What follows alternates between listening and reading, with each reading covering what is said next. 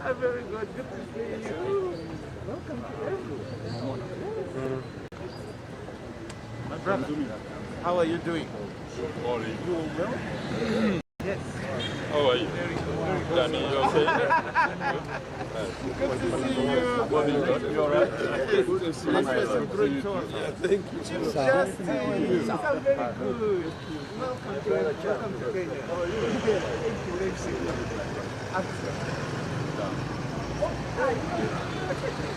Very good, very good. Very good.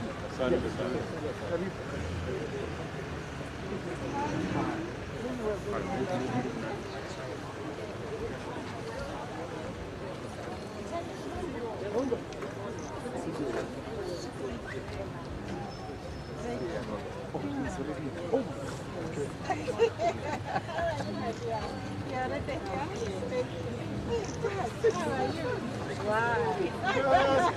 Finally, this is here. How are you, my friend? Thank you very much. Wow. Thank you.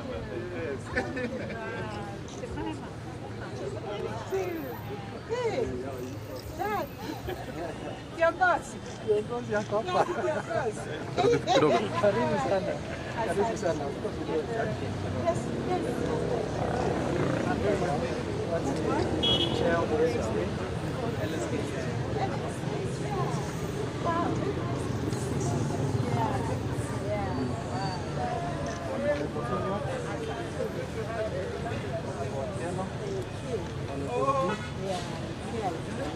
Yeah.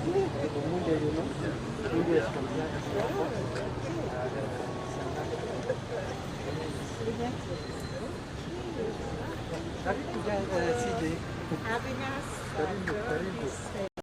Yes.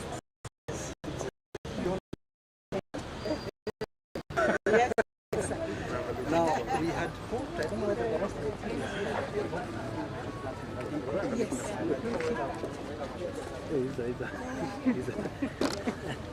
haingia ndani.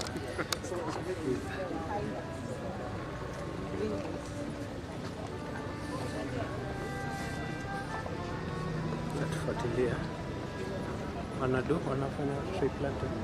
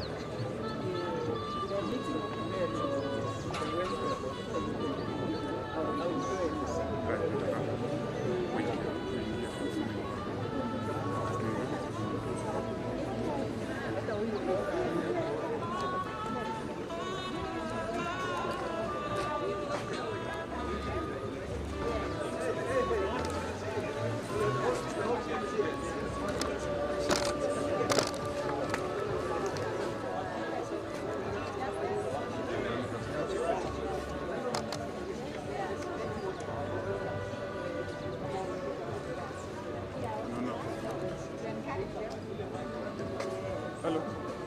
Nimetafuta wangu. Ndio tunatafuta wangu. Wait uko bana. Wait uko bana. Sawa, iko sawa. Sawa. Sawa. So, hizo ni certificate. Pressure.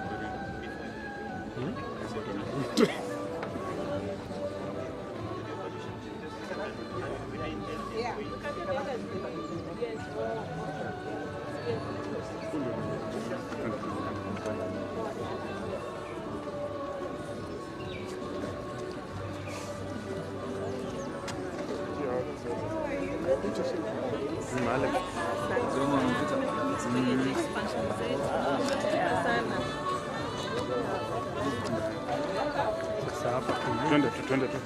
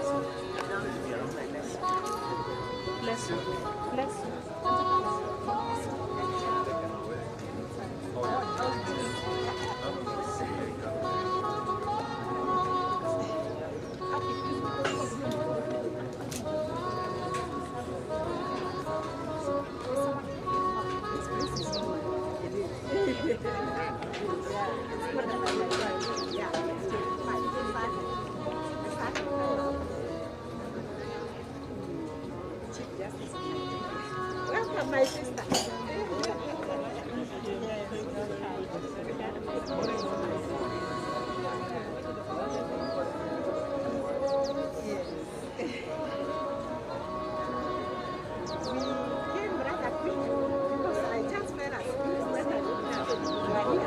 Yes.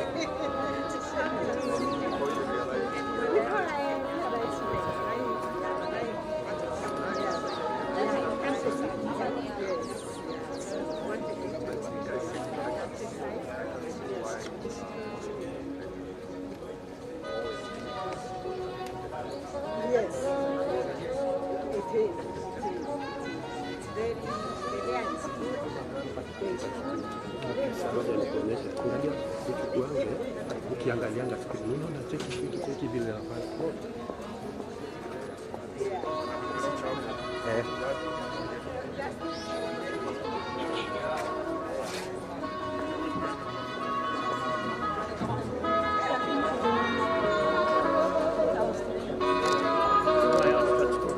Hawataki hapo kwa chakula.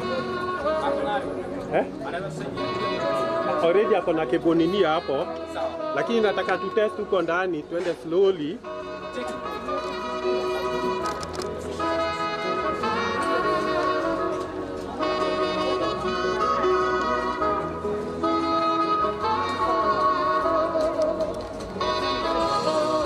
Nataka kuingia huko ndani. Kwa kuniambia kazi kidogo. Sijui utaonyesha. Good morning. Good morning once again. Welcome to Embu, the county of richness in terms of agriculture. And that's why we have all this display of agriculture before us. We thank God for the journey masses that you've traveled safely from Nairobi and our governor from Garissa. We want to welcome you all. Before we have our breakfast, I'd like to welcome our PJ here so that you can welcome the Provost to lead us in a word of prayer. Good morning all and welcome, my lords and ladies, Chief Justice and distinguished guests.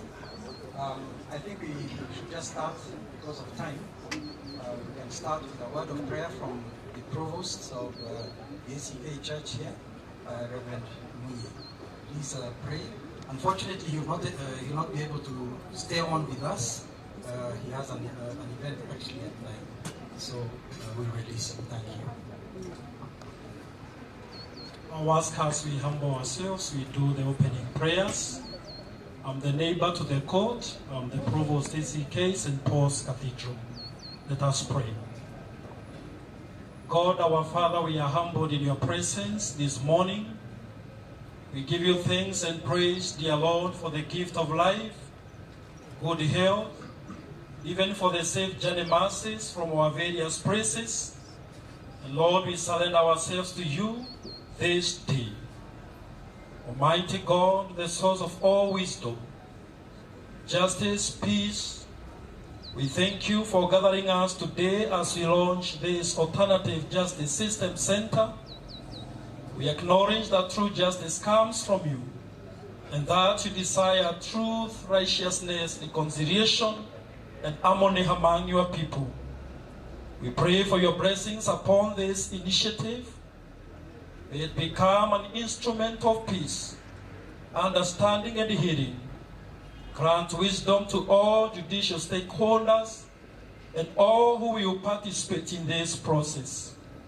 Help them to listen with patience, act with integrity, and seek solutions that uphold justice while preserving human dignity and relationships. May those who will go through this program find solutions to their disputes, restoration of trust, and peaceful coexistence. We dedicate this Alternative Justice System Center to your care and guidance, trusting that to advance justice and make a prayer. In the name of God the Father, the Son, and the Holy Spirit. Amen. My lady, with your kind permission, we'd like to allow the guests, including yourself, to have breakfast. And we want to thank you for hosting us to this breakfast this particular morning. My lady, thank you. Protocol, the Marvel Hotel, please serve our guests the breakfast. Thank you.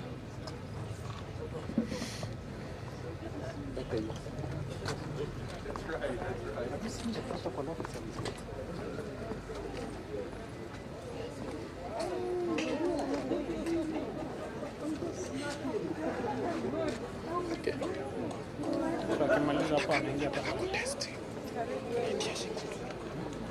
Kesho kutu. Sasa sawa.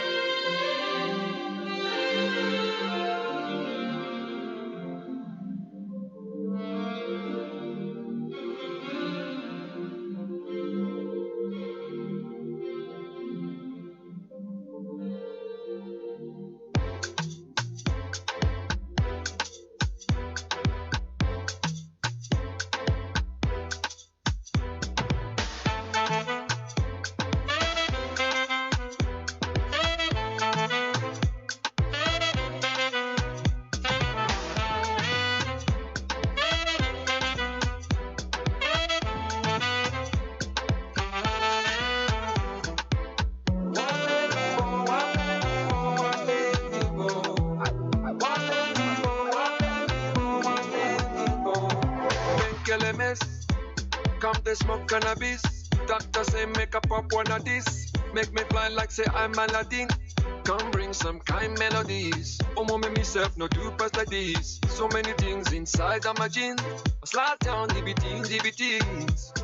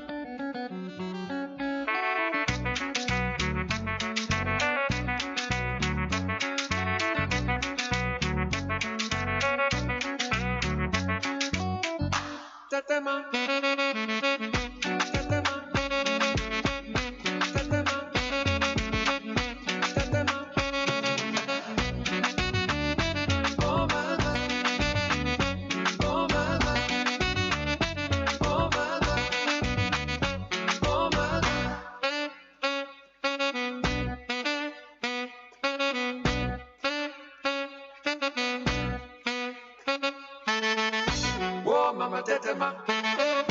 Whoa, mama tetema. Whoa, mama tetema. Whoa, mama tetema. Whoa, mama tetema.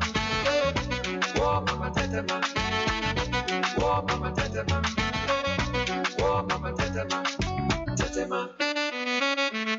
Tetema. Tetema. Tetema.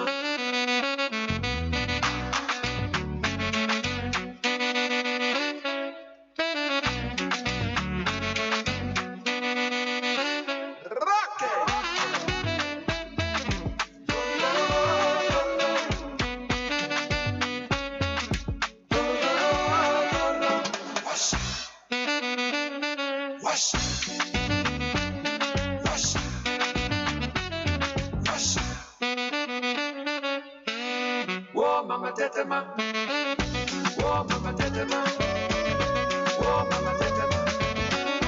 Whoa, mama tetema. Whoa, mama tetema. Whoa, mama tetema. Whoa, mama tetema. Whoa, mama tetema. Kisha kimemba.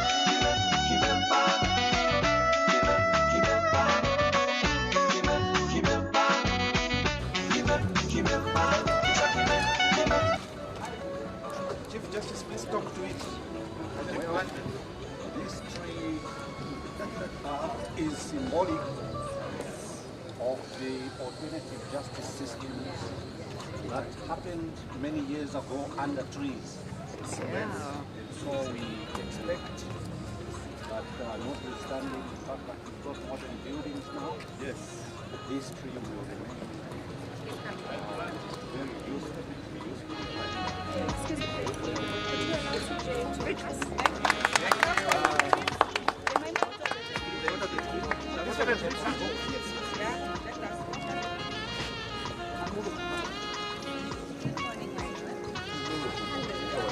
All right. Oh, pleasure.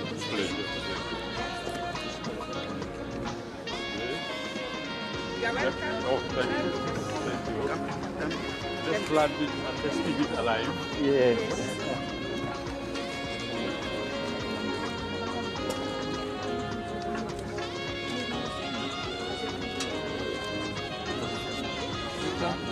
Yes.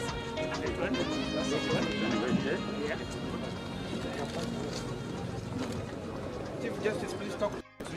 Yes. I'm very keen to hear the words. Let us add more soil. May the Almighty guard and protect it and give it long life. Yes. That is it. And then you water. Shower some blessings. A clap for him, please. Thank you. I'll come back to check that you're taking care of it. Yes, sir. All right? Yes. Thank you so much. Thank you. Welcome. This is the judge of the environment court.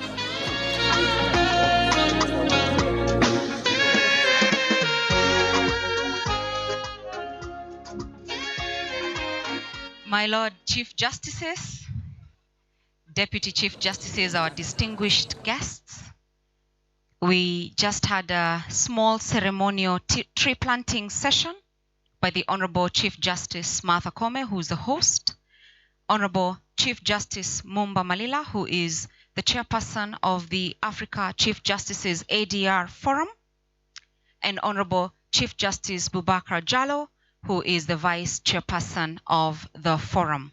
We will have a short interlude led by Honorable Justice Mwongo, who is the presiding judge of the Embu Law Courts.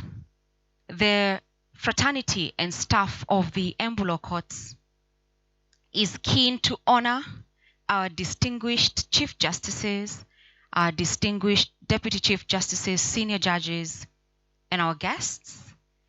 And it is now my distinguished honor to hand over the microphone to Honorable Presiding Judge of the Embu Law Courts to lead us in by our Honorable Chief Justice of Kenya and our Honorable Deputy Chief Justice of Kenya, our Honorable Chief Justices, Deputy Chief Justices, Chief Justices Emeritus, Chief Registrars, the two Chief Registrars, please make your way to the suite. I will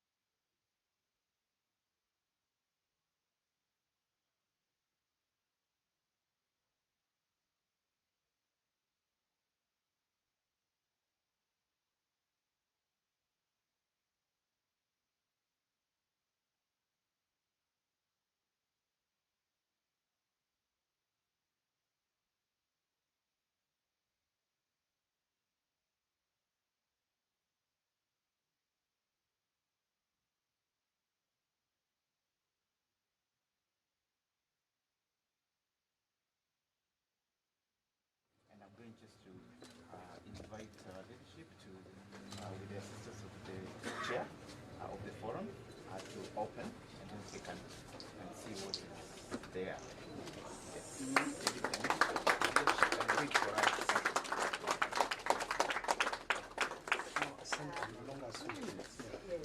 The Judiciary Alternative Justice Systems Center was officially opened by Justice Martha Tome,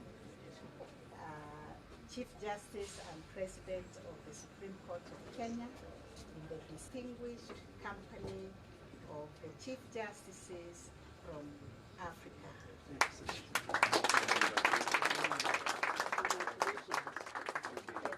Very special. Yes. Now we will just stand closer. Space is too tight. Yes. You can stand here. Come close to the stage. Okay, because the space is too limited. Yeah, there you go.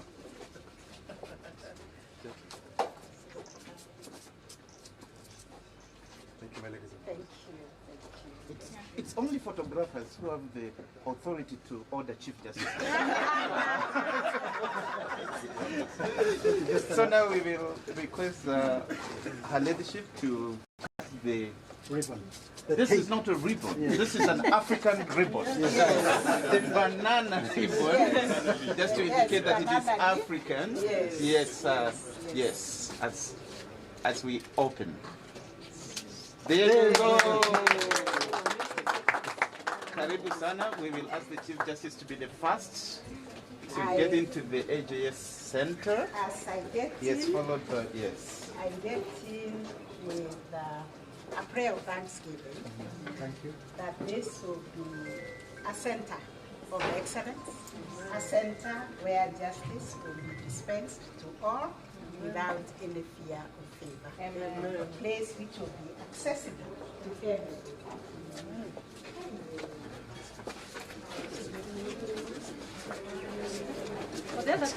Can we just have the Chief Justices for now, please? Can you please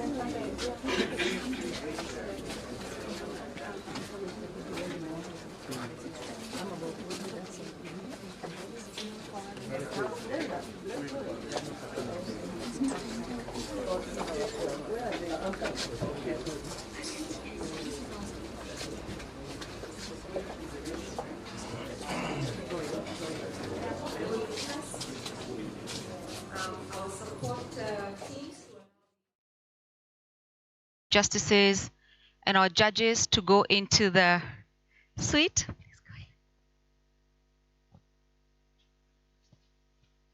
Let us allow our guests to go into the suite. It's not a big space, so we want to make sure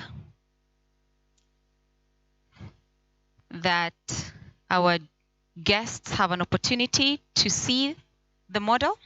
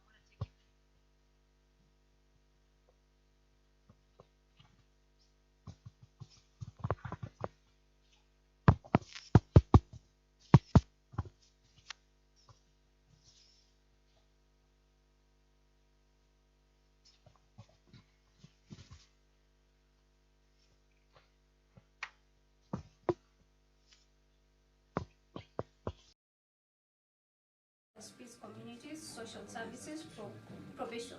Services can refer matters to AJS. Community outreach programs. The AJS suite conducts community sensitization meetings, which leads to members coming directly to the AJS suite. This is. I will go on to the AJS case flow. The case is determined suitable for AJS. The matter is registered. This is a register. And the matter is then, an AJS file is then opened. This is a file cover. Parties are contacted and consent obtained. AJS panel is appointed. The sessions are conducted. An agreement is reached and documented. The matter is closed or referred back to court. Now, the operations of the registry, this, as I told you, is a court register, where AJS register, where the claimant and the respondent,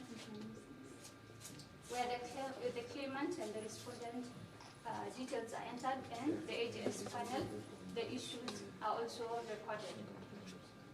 This is a file cover, an AJS file cover. The details of the parties, the matter type, and the location are also entered. This is a document used for reference during the sessions, and it has the case summary, the case outcome, and the name of the panelists, the signatures, and the date the session took place. I hope you have understood. Thank you. We should just explain to your lordship and your ladyship, the reason we have separate files is because even if a matter is in court and it's referred to AJS. Sorry? Can you please use the mic so that others outside can hear? Okay. For a mic. Yes, so is this working? It's on. It's on, okay. So the reason we use a different file is because if a matter is in court and it's referred here, we open a different file so that if it does not succeed, if it's not settled, then whatever discussions have happened here are without prejudice. Right. The judicial officer doesn't get to know what has happened here or what negotiations took place. This one remains here, it never goes back to the... If it is settled, then what goes to the court is a settlement agreement. The parties have agreed, that's what goes to the court, and then it is ordered as an order of the court. It's adopted as an order of the court. So that's how we have that. Your ladyship, today we're actually launching 3 registers for the Embu region. There is the F for the Embu law courts here, and the second one is for Runyenjes. And Runyenjes is another court within this county. Within this county. Yes, and the third one is for Siakago. Yes, another court. Yes, yes. So that is those we'll be launching today. Do you want her to? Hand them over. Okay. But you have just to PJ. Yes, yes. Thank you. Yes.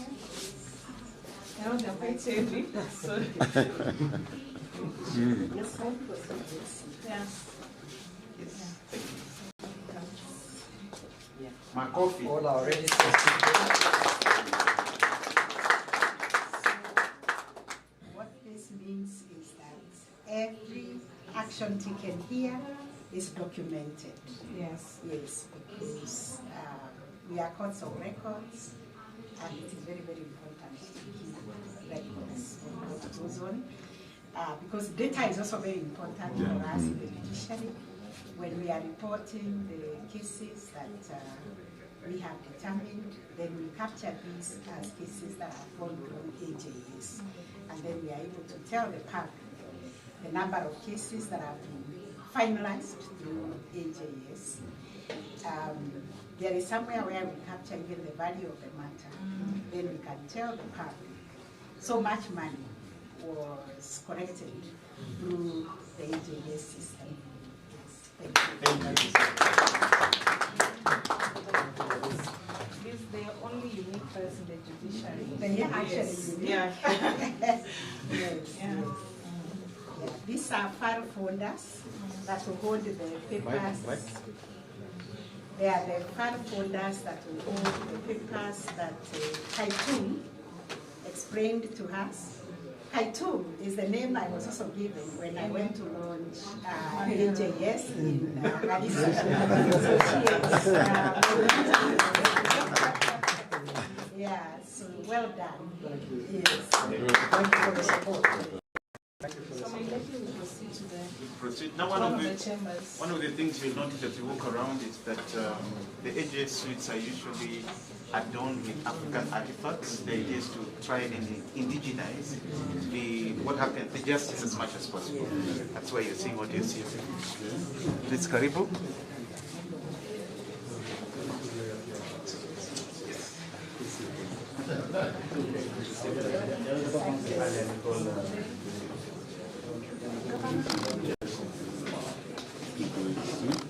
So this is a caucus room.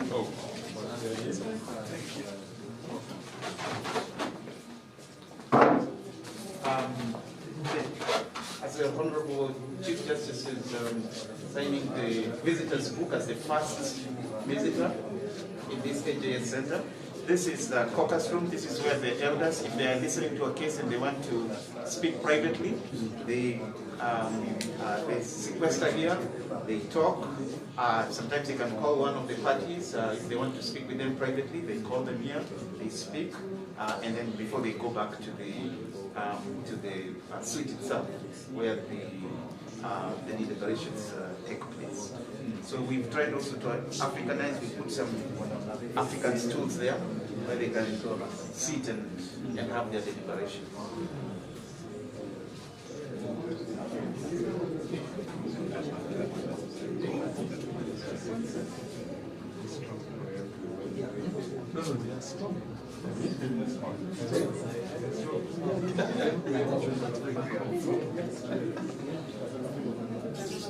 You want to?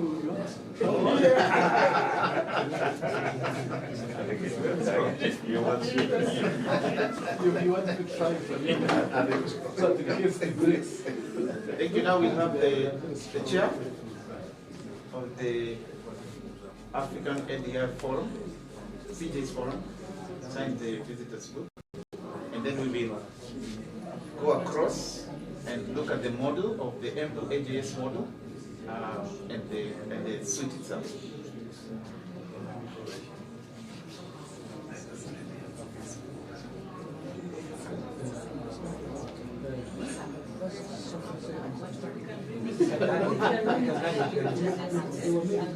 Yes. So, your lordships and your ladyship, Honorable Chief Justice and heads of delegations, we are requesting all of you to please sign the visitors book, because this is very unique. So what will happen is, we will, because of time, we will bring it to the University of Embu, so that when we're going on with the other ceremony, we will request all of you to please sign, because this will be very historic. Yes. We will probably take it to the museum afterwards. Yes. Or the governor as well. Yes. And the deputy governor, of course. Yes. So you That's true. Now I believe. You can get up.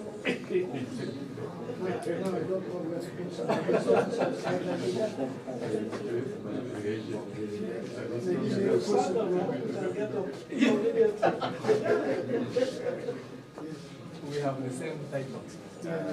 So we should be ready to go into that room now. Yes, I'm going to. Let's just create some space. Yes. Or you want me to do that now? Yes, yes.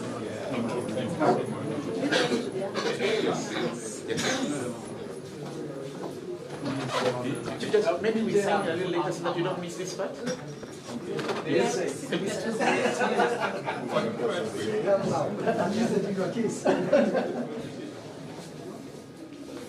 Danny should not sit there. Don't sit there. Danny should not sit there. Danny is now an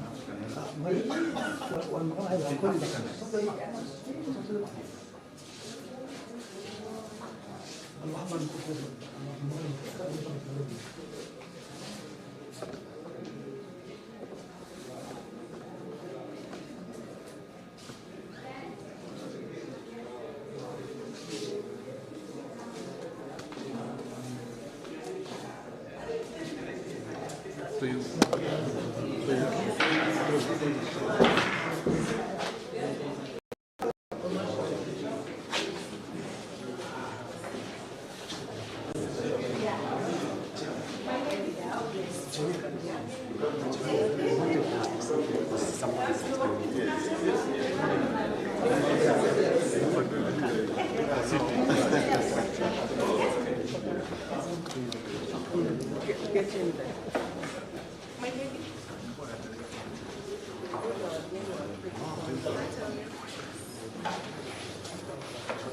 Okay, Karibuni.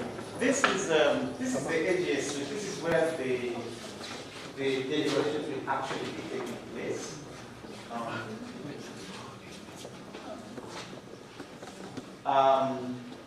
As you can see, this was an old code. It was a code before the new building. This moment reminding me it was the High Court before the new building came up. And so now it has been transformed into the AJS suite. This is where it still looks like a court. In the future, the idea would be to renovate it so that it actually looks like place by place that we did the AJS. We're going to do two things here. One of the innovations of our AJS model is that in every county, each county, depending on its own unique circumstances and culture, innovates its own, domesticates the AJS policy in that county. And in doing so, they come up with their own model of AJS for that county. So that allows them to really adopt the AJS policy, the lived realities of the people, of the local people. That's the process we call the County Action Plan for AJS. So today, at the University of Embu, we're going to be launching the County Action Plan for Embu County. As part of the County Action Plan, it includes the AJS model for that county, a unique AJS model for that county. And so this is, as I said, will be the 14th in the country. And usually, because the elders are the drivers of this process, I'm going to ask the chair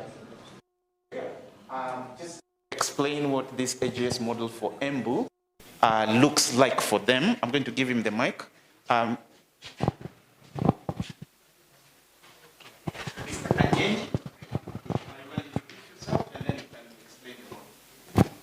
Good morning, our guests, most welcome.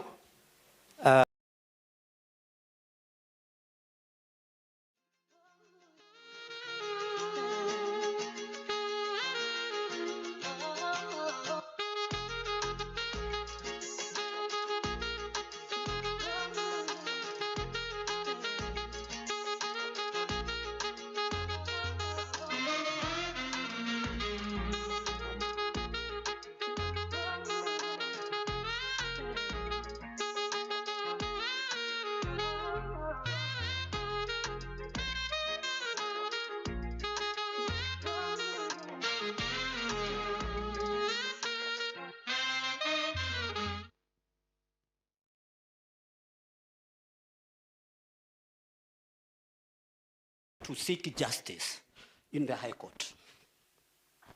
So the justice seekers are here, and they have to go all the way to the court. Many of them got lost on the way, and issues were not addressed. So the tensions and conflict within the society started getting up, and people started noticing something was not okay. Now, other things were happening in the villages, and we were asked, how can we give access to justice, the best model? With us here in Embu, we adopted what we call the multi-door. Many entry points. The key point is to deliver justice. Okay? Now, we identified these three players, key players. So, but all of them, we said the first thing, if you don't want to use any other option, you can go direct to court. The path is still open. But people now have options. They can go to what is in the government sectors with a defined and recommended. You can go to the children's office. You can go to the chief's office. You can go to what we call Nyumba Kumi, just for intervention to get the justice. And that is here. That's where is government recommended. This is what actually was there before, other than going to the court. Now, you can get assigned a pathway by the court. You go to court, file your case, the court system will look at them and see the disease does not have to be handled there. It can fit in other models. So they can assign that. That's where mediation comes in. Okay? That's where number of interventions, in people in negotiations and all that. But it is first assigned by the government, by the court. Court assigned pathways. Now, you can go to this. This is where we are, okay, in this court. This, we call it autonomous. It has a resemblance with the old tradition. It has that call, okay? So we have the elders and the religious group. Okay, they are here. Any other person who hears case and people opt to listen to them, they fall under this. There is something we would want to explain about the elders here. The elder here is not just a question of being old. It's not a question of being old. It's that the institution you are representing, although informal, has come to be respected by the community, and they pay attention to those people.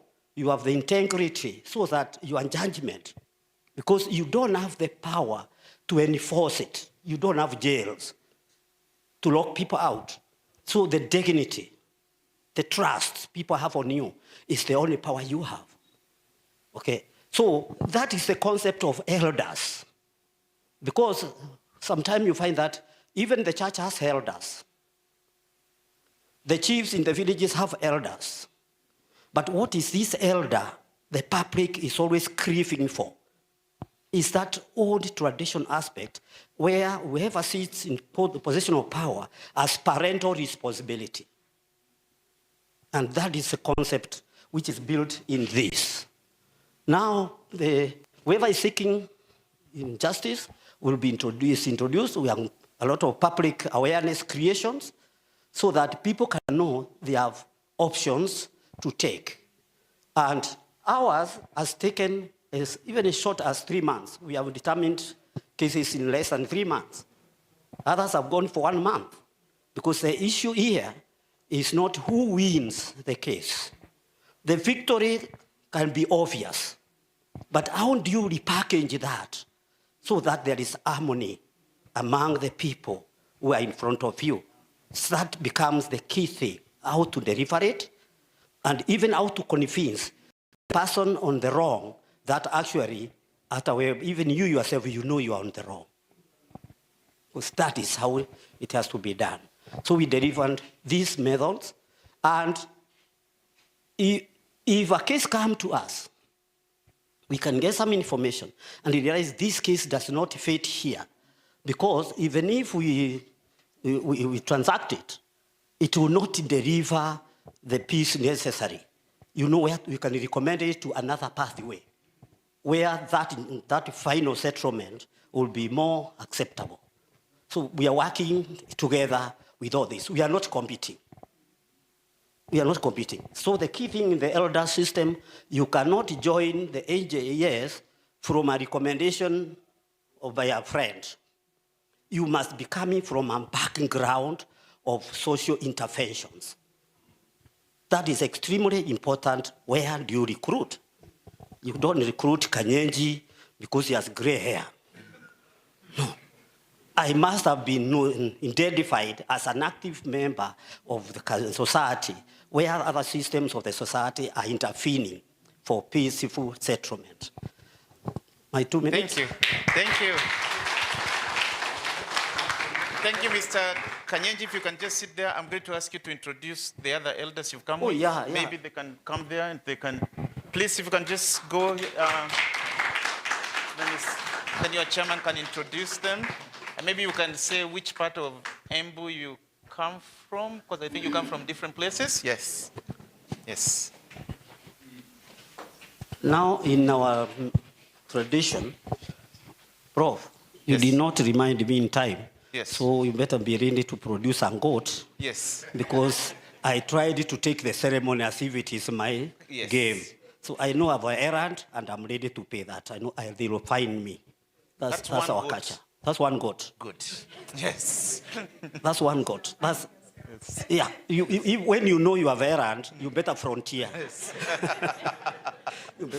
Now, these are the AJS practitioners. They have sat in this court. We have sat in a court in Runyenjes. We have sat at Kiritiri to serve the court at Siakago. So we move over there. And that's another thing. When they are moving, they are not paid. They are not paid. And they have to meet the cost. How do they go about it? The key thing is the future. We are investing for the future. We are looking forward to a time when our local unit called ward will have at least minimum of 10 panelists who don't have to incur cost in transport and all that type of things. They'll be able to work. But today, because we are just beginning, we are doing it ourselves.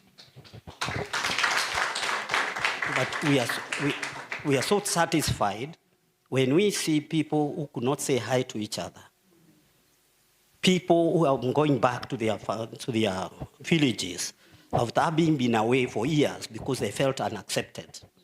But now they are coming back and etc. That gives us satisfaction. So I don't know whether do I name them? You will not even remember the names.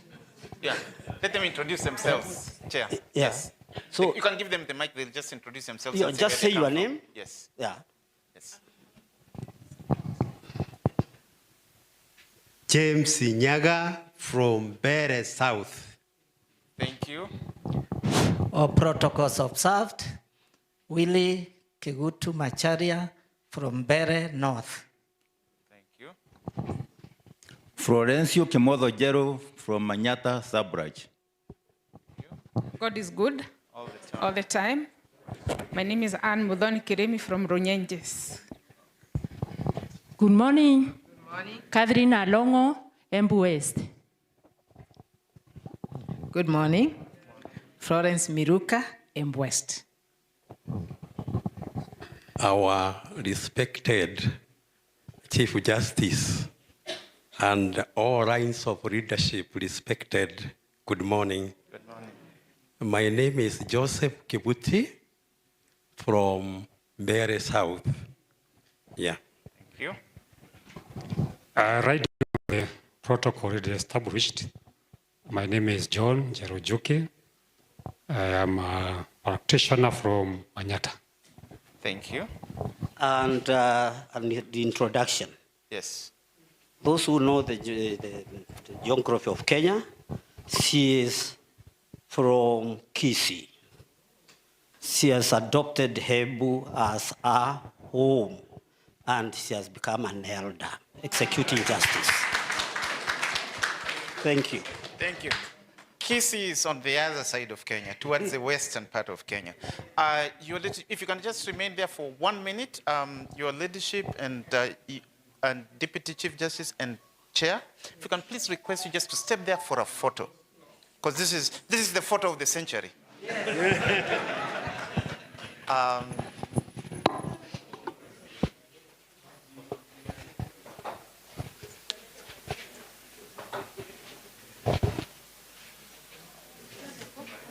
I'm going to ask the elders to move so that we take after. Sorry? You should do it.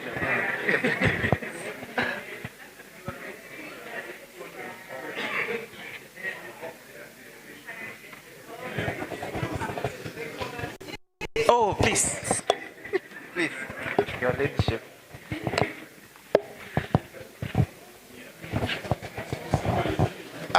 As they take these photos, I want you to understand why this photo is historic, because one of the main concerns people have about AJS is whether there is representation of women. One of the things you can notice is that the elders from Embu, it includes a very healthy number of women elders. So that question has been settled.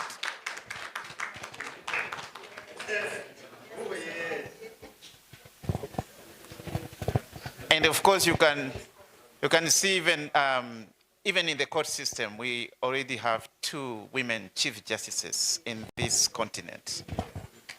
Yes. And in our case, the deputy and the chief registrar. Yes. Thank you. Now, may I request now the elders to please step out. I would like the 4 chief justice and deputy chief justice to take a photo with that AJS model. Yes.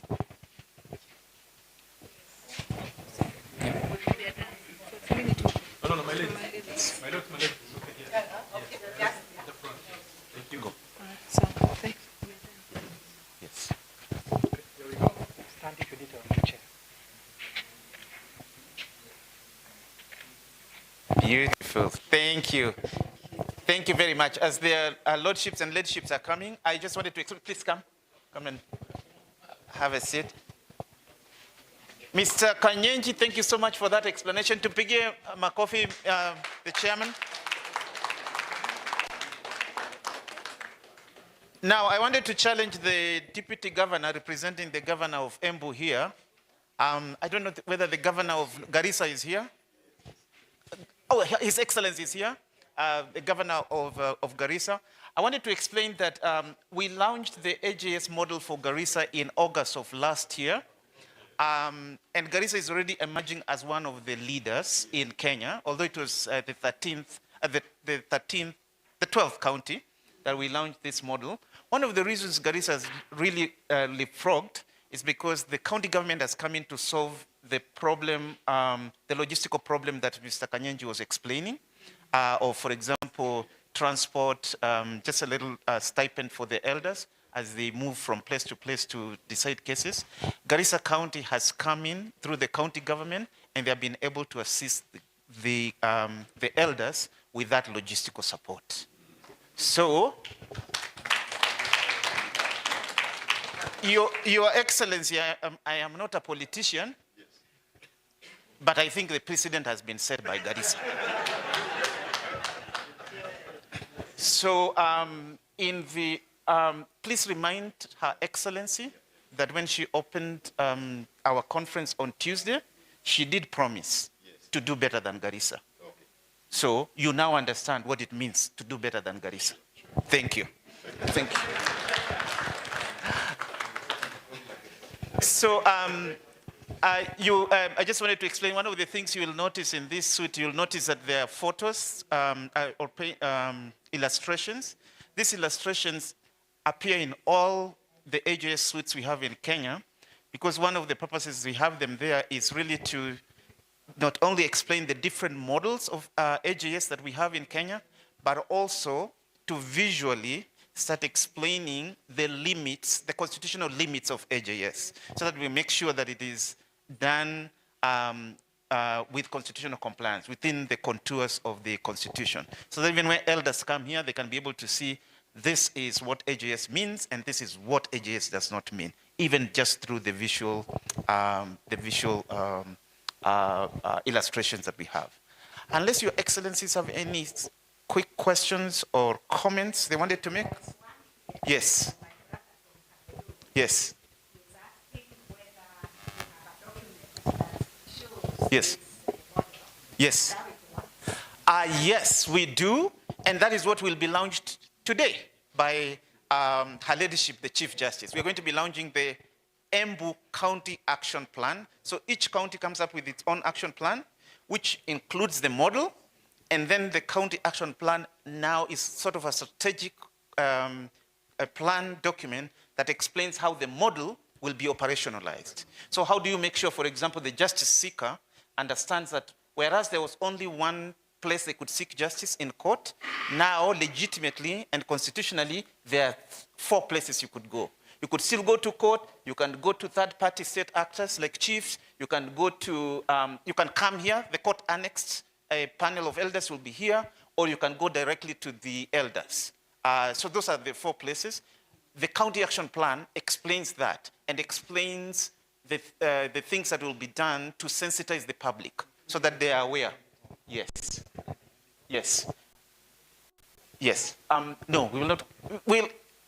He's asking whether you'll get copies. The answer is yes, you get copies electronically. we've moved into the digital world. So immediately it is launched by the Honorable Chief Justice, they will be available. We will send them to the Chief of Staff, who will then be able to give to you. And we can also share all the other 14 that have been launched Kenya, so that you can just see how they are different and so forth. Yeah. The county action plans basically is the county's way of domesticating the national policy. We have the national policy on AJS, then a county takes the national policy and says, in our county, this is how we'll domesticate it, and this is how we'll operationalize it. So this is why the most important person in developing this usually is the presiding judge, because the presiding judge drives the process in just making sure that it is in keeping with the lived realities of the people. Yes. Yes. Yes. The introduction of the model, did it require statutory intervention? Is there a law that governs this process, or was it done? What's the legal basis or framework? Excellent question. When I chaired the task force that came up with the national AJS policy, and one of our terms of reference was to determine whether we needed a statute in order to operationalize this. We concluded that we didn't. We concluded that the constitutional framework that is there is enough. And if you introduce a statute, then you might make it too rigid and you might kill it. You might kill the very good processes that are already going on the ground. They are organic. As Mr. Runyenjes said, 64% of Kenyans are accessing justice through alternative justice system, even before we've intervened. The idea is to increase from 64 and bring 19% of Kenyans who currently have no access to justice to add to the 64, and reduce the 17% of Kenyans who are going to court to at least 10%, which I think is the load that we should be having, to add them to the AJS process. So it was already happening without even our intervention, and the Constitution already allows it. I think if we introduce a statute, we might make it too rigid, we might skeletonize it, and ossify it in a way that might kill organic processes that are going. So that was our conclusion. Yes. Yes, please. Thank you. I just have a comment. I want to commend you on this model and the fact that it's been made to make the users very comfortable with all the artifacts, and it's not too sophisticated in appearance. Yes. So it won't intimidate.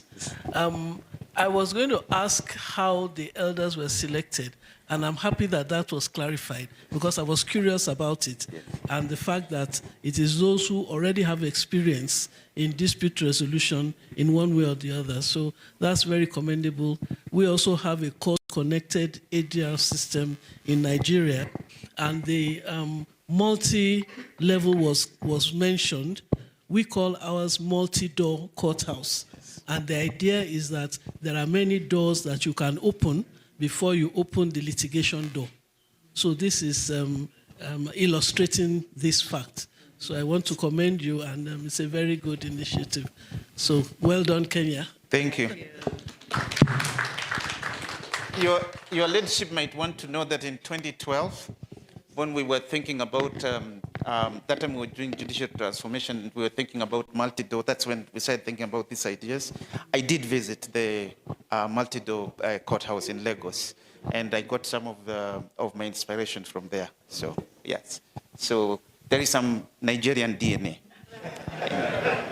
in this as well. Do we have any other comments or questions, or we can now unleash you to the world? All right, I think, are you ready? Honorable Chief Justice, do you want to make any quick comments? You have a big speech to give, so you yes, can I have yes. a big Yes. speech to give, so, but really, I think this will not, I don't see it happening anywhere. It is Embu. And I think it was a convergence of destiny that the Chief Justices of Africa were convening in Nairobi when Embu was launching their AJS suite. And you were blessed. You were blessed with the presence of these very, very distinguished sons and daughters of Africa who have come here to learn and see how we can make justice accessible to all our people at every level. Because we have been saying justice is a reality. It is nothing abstract. It's in our families, it's in our places of work, it's in our marketplace, it's in the places where we worship. And the only way we can connect with it is through you. And therefore we celebrate you, our elders. We celebrate our chairman. You are very, very eloquent.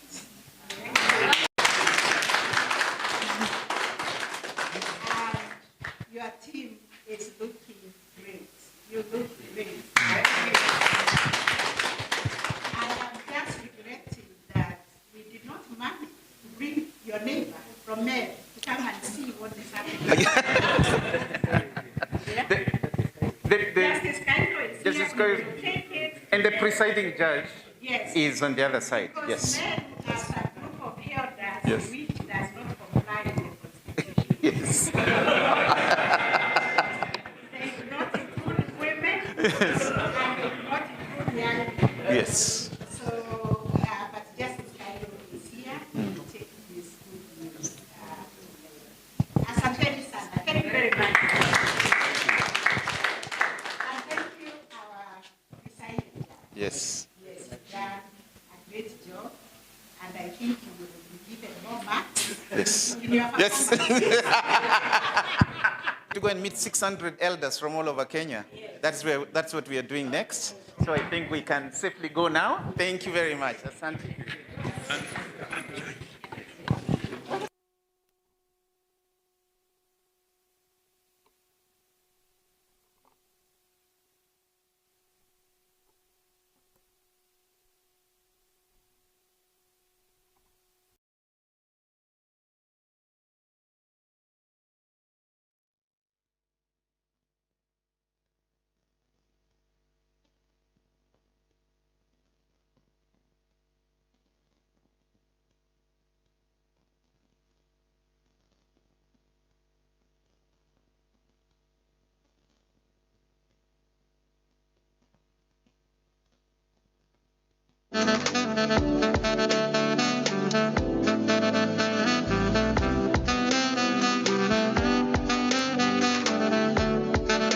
Back home where all life form began. Karibuni sana Kenya. We say karibuni sana, willkommen, bienvenue, feel at home here in the land of opportunities. Very soon we will be commencing this program. And it is a program that has been in the making. Our judges, our county leadership do not fail Kenya, because alternative justice systems indeed is the future of collective and inclusive justice. We have judiciaries here led by chief justices from over 40 on the African continent, right here in Embu County. If that is not something to be proud of, I don't know what is. Thank you for your hospitality. Thank you for the welcome, the very warm welcome that you have given to the chief justices. We have fed them cassava and yam and arrowroots, indigenous African foods. And just as those foods nourish our bodies, so must alternative justice systems, our cultural mechanisms of resolving justice, heal, decolonize our justice systems. To our elders, thank you very much for being the champions, the railguards on which the systems depend.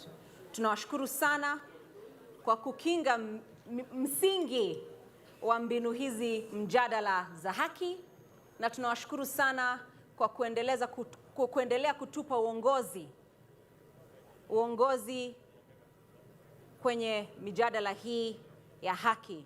Asanteni sana, na tunaomba Mungu awape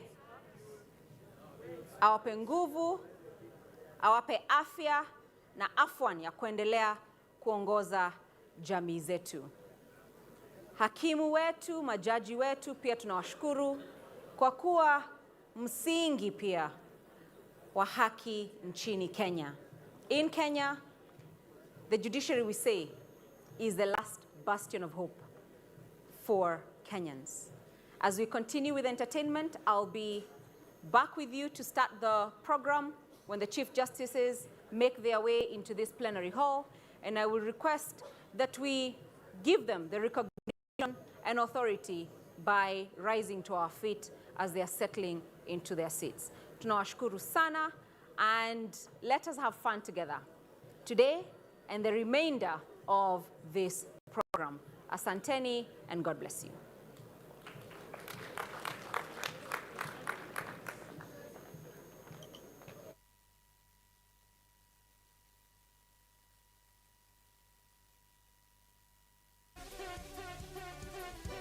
DJ SK25.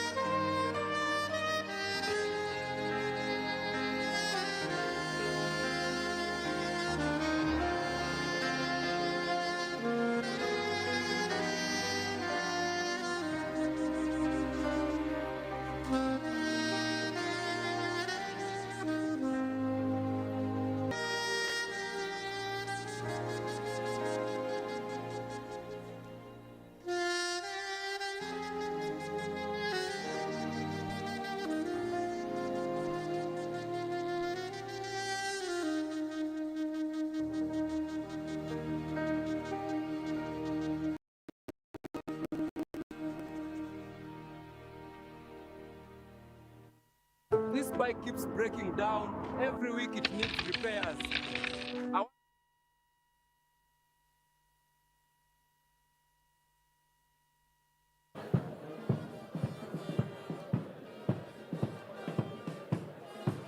Thank you very much.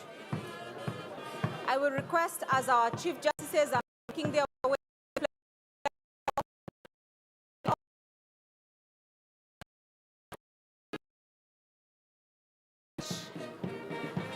on board, Justices, we went to the plenary hall.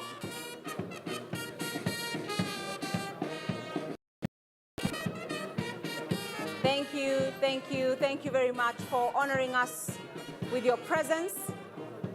We truly are grateful for your support, for your commitment to justice on the African continent.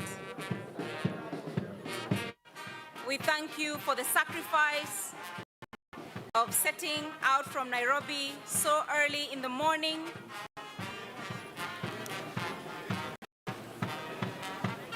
We recognize the elders of our justice system, organizers of this wonderful gathering.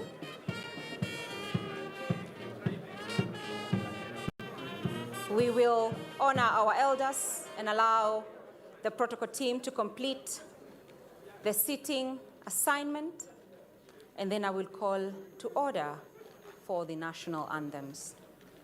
Thank you, my Lord Chief Justices, Deputy Chief Justices, Chief Justices Emeritus, distinguished judges, our judges from different jurisdictions around the African continent, truly for honoring us with your presence.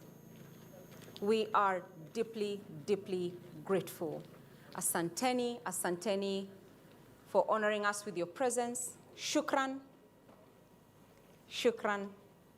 Merci beaucoup for honoring Kenya, for honoring Embu County, and for honoring our continent of Africa. As soon as we settle our guests, allow me to request that we be upstanding for the Kenya national anthem, followed by the anthem of the East African community, and finally the anthem that unites us all, the anthem of the African Union.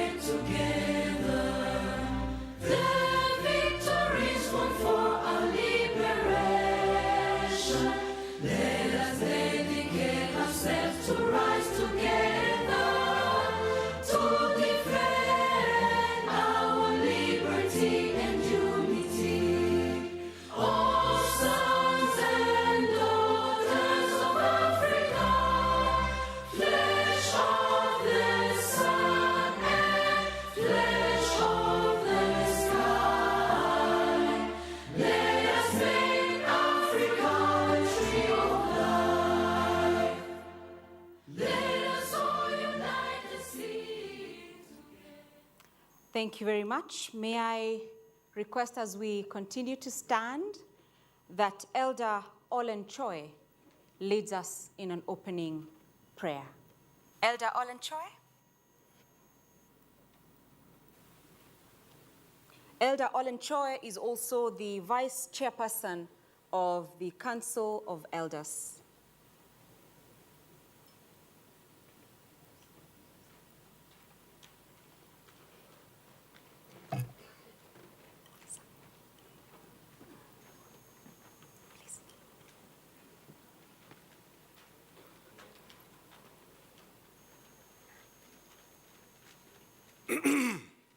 Amaromon. Judge and member of the Constitutional Council of the Sahrawi Arab Democratic Republic, Honorable Lady Justice Miaza Ashenafi, Chief Justice Emeritus of the Federal Democratic Republic of Ethiopia, Honorable Justice Andrew Nyirenda, Chief Justice Emeritus of Malawi, Honorable Justice Emeritus Faustin Nteziliayo, Chief Justice Emeritus of Rwanda, Honorable Justice Professor Sam Runyenjes, Chief Justice Emeritus of Rwanda, Honorable Justice Chigamoy Owindolo, Chief Justice Emeritus of Uganda and founding chairperson of the African Chief Justices Forum, His Excellency Honorable Nathib Jama, Governor Garissa County, His Excellency Justice Kenyo Mugo, Deputy Governor Embu County, and the entire leadership of this land of opportunities, His Excellency Honorable Shadrach Rotich, Deputy Governor Bomet County, Honorable Justice Dr. Smoky Nwanjala, Judge of the Supreme Court of Kenya and Director General of the Kenya Judiciary Academy, Justices of the Supreme Court of Nigeria, Senegal, Sierra Leone, and Zimbabwe, Her Excellency Henriette Geiger, Ambassador of the European Union Delegation in Kenya, Honorable Justice Professor Joel Ngugi, Judge of Appeal and Chairperson of the National Steering Committee on the Implementation of the AJS policy, and our wonderful host here today, Honorable Winfrida Mokaya, Chief Registrar of the Judiciary of Kenya and the entire Judiciary leadership team, Honorable Anita Shuma, Chief Registrar of the Judiciary of Zimbabwe, Justices of the Court of Appeal of Kenya, the East African Court of Justice Appellate Chamber, the Cameroon, Sierra Leone, Justices of the High Courts of Kenya, Uganda, Malawi, Rwanda, Sierra Leone, the United Republic of Tanzania, the Gambia, and Zambia, Professor Daniel Mugendi, our very, very wonderful host, Vice Chancellor, University of Embu, and the entire fraternity of this great university, Excellency Ambassadors, members of the Diplomatic Corps, Professor Danny DeVault, Senior Vice President for Global Impact and Chief of Staff, Pepperdine University, and the entire Pepperdine University fraternity, Ron Chari, Executive Director, Chandler Institute of Justice, Shirwa Jama, IDLO Country Manager, Kenya, Dr. Stephanie Rodenberger, Regional Manager of Konrad Adenauer Stiftung,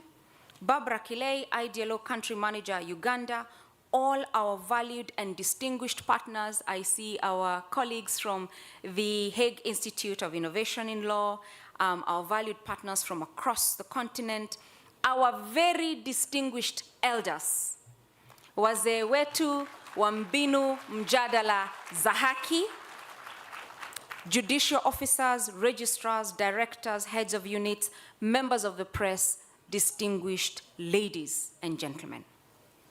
Allow me, at the very outset, to warmly welcome all our distinguished Chief Justices, heads of delegation, judicial leaders, partners, elders, and guests to this county of Embu, proudly known as the land of opportunities.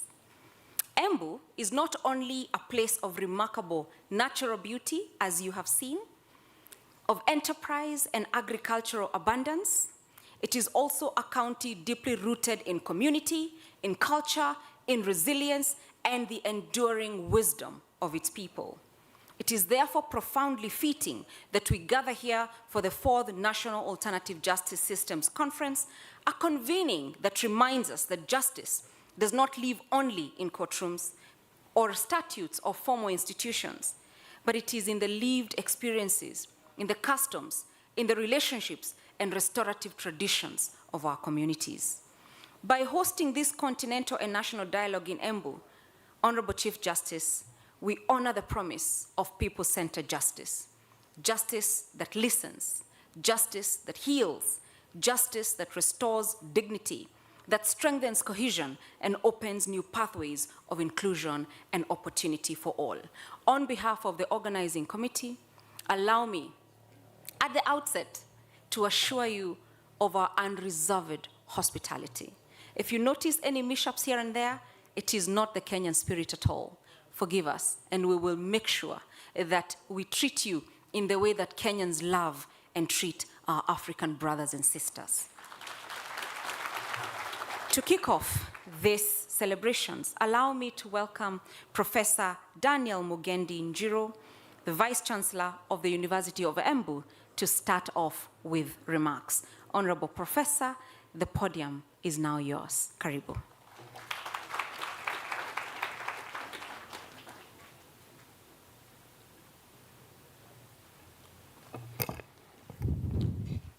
Thank you very much,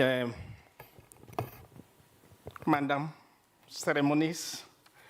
I would like to line on the protocols already set, but allow me,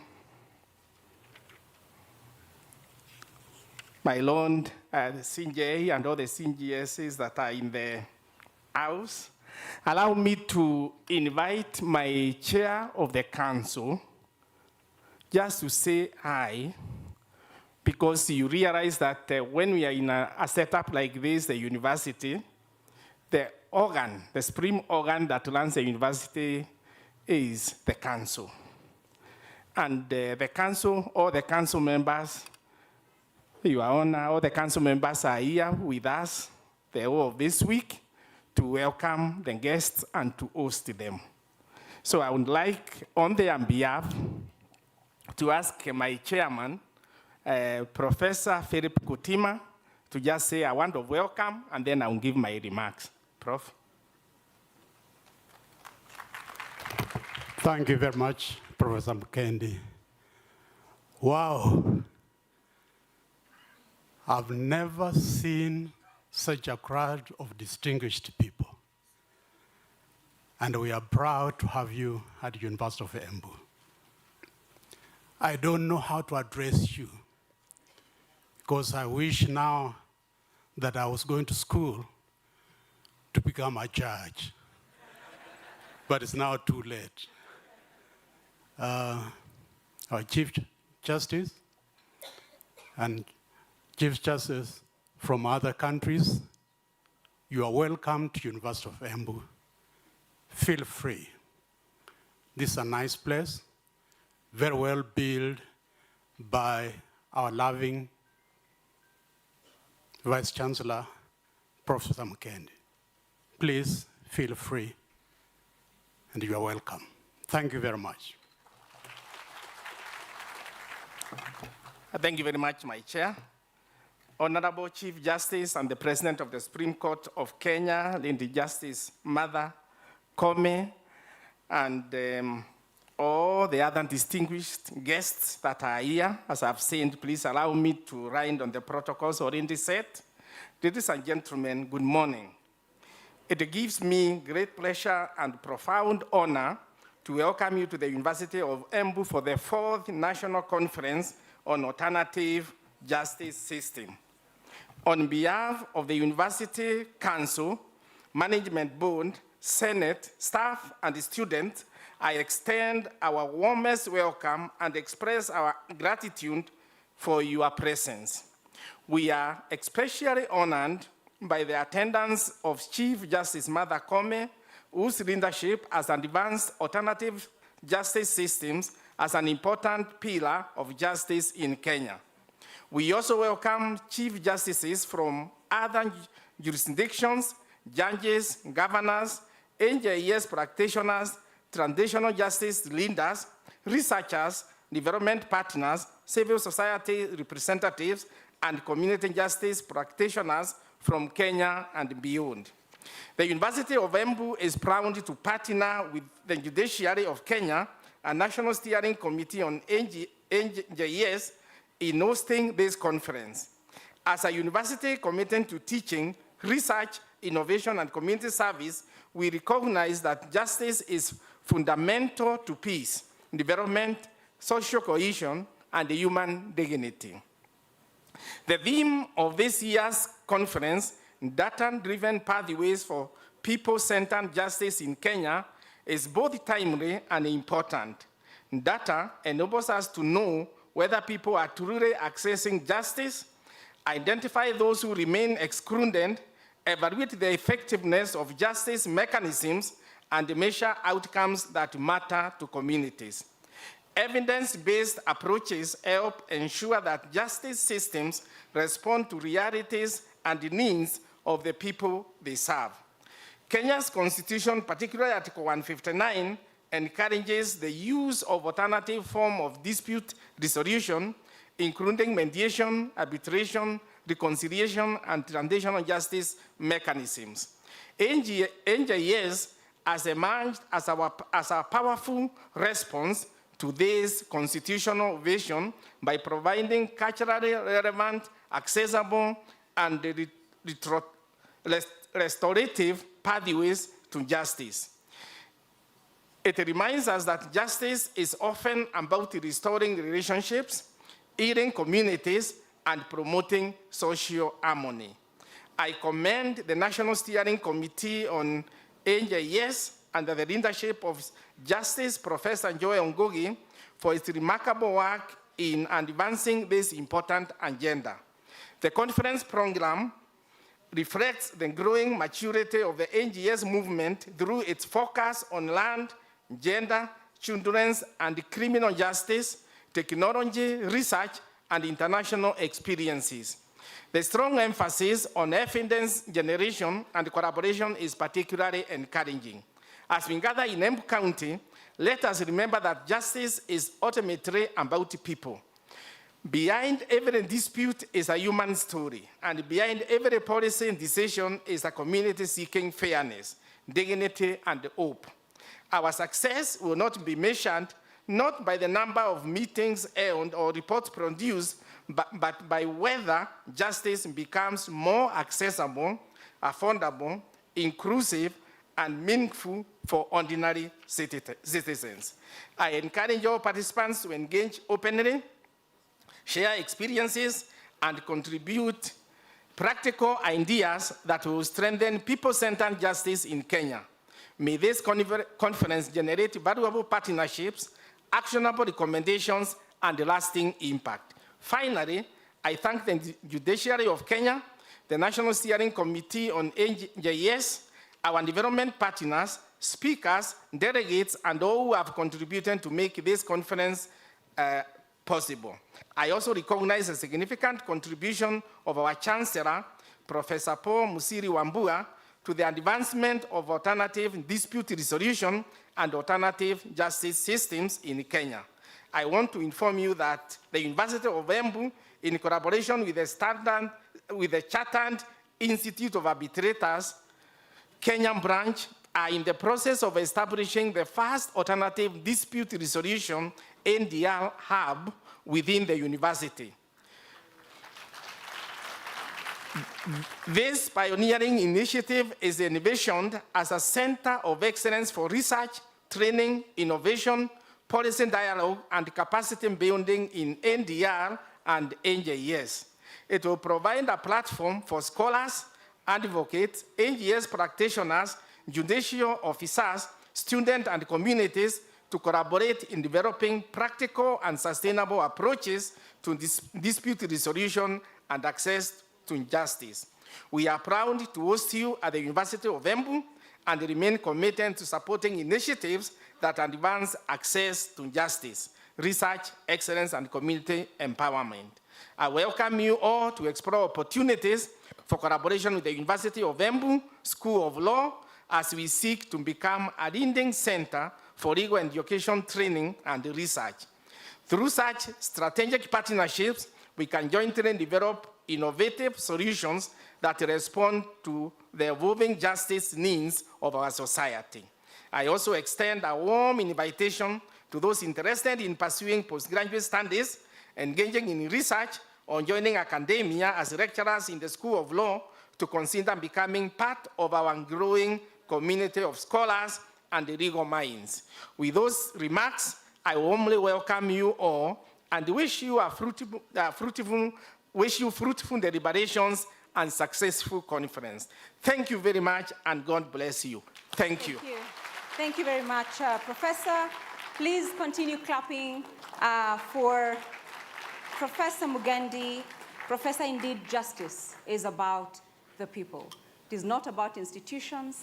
It is not about the brick and mortar where it is administered. It really is about the people, and we are truly proud of your innovation and leadership. For any initiative to succeed, we are firmly safe because the brain banks of our continent are leading the charge, but institutions and partners that support that call reinforce that reality. It is now my honor to invite Mr. Ron Chari, Executive Director of the Chandler Institute of Justice, an institute that is collaborating with judiciaries to make people-centered justice a reality, to give us some remarks. Ron Chari, Chandler Institute of Justice. Karibu.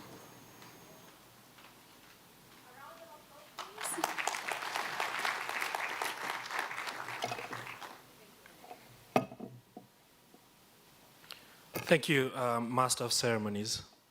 Allow me to stand on protocol already observed. Honorable Chief Justices, Deputy Chief Justices, distinguished guests, AJS leaders, ladies and gentlemen. Allow me to begin by thanking Chief Justice of Kenya, my Lady Justice Martha Koome. When we first met in Seychelles a few months ago, you told us about the work that the judiciary of Kenya is doing to improve the delivery of justice service to the people of Kenya. I must thank you for this invitation. It's something that we no longer have to imagine. We've come to witness firsthand, and I'd like to congratulate you for some of the successes that your team has done. We come here not only as your guests, but also as your partners, ready to work alongside the judiciary of Kenya in advancing justice systems that serves, listens, and resolves in our courts and also in our communities alike. To the governor and deputy governor of Embu County, I must admit that I did not expect to find a venue this beautiful or air this fresh.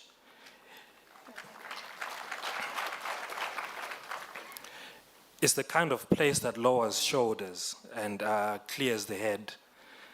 And a clear head, as every elder who's here knows, is always a good place for good judgment. But we're here for a more serious idea. For most people in Africa, justice is never lived only in a courtroom. It lives under a tree, around a fire, in the wisdom of elders who knew the parties, the history, and the true cost of broken relationships. Alternative justice systems do not compete with our courts. They carry justice where people actually live.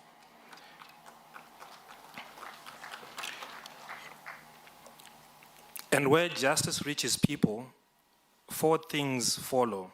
It is delivered efficiently, in the sense that disputes resolved in days rather than years, closer to home, at a cost an ordinary citizen can also afford.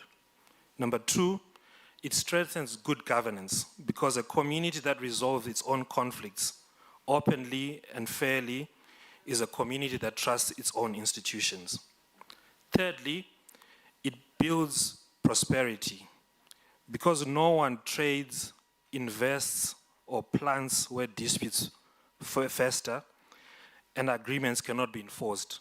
Predictable, accessible justice is not a luxury, it is economic infrastructure. Fourthly, it enables social mobility because fair and affordable justice is a great equalizer. It gives the ordinary person the same standing as the powerful. This is precisely the conviction of the Chandler Institute of Justice, that strong, trusted, people-centered justice systems are the foundation of good governance, economic prosperity, and social mobility.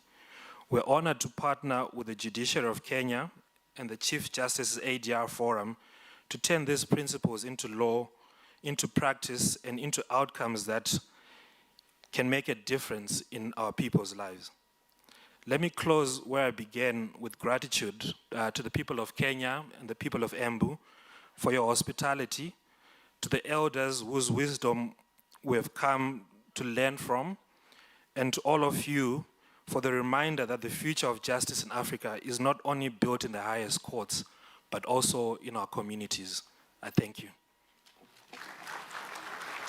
Thank you very much, Mr. Ron Chari. Asante sana kwa maarifa hayo kuwa haki na uendelezi wa haki unasaidia nchi zetu, unasaidia kukuza uchumi wa nchi zetu na pia Afrika yote. Tunakushukuru sana kwa hayo na tunaendelea kusikiza kwa makini na kuona vile tutakavyoungana ili kuendeleza uchumi wa nchi zetu. Thank you very much for your remarks.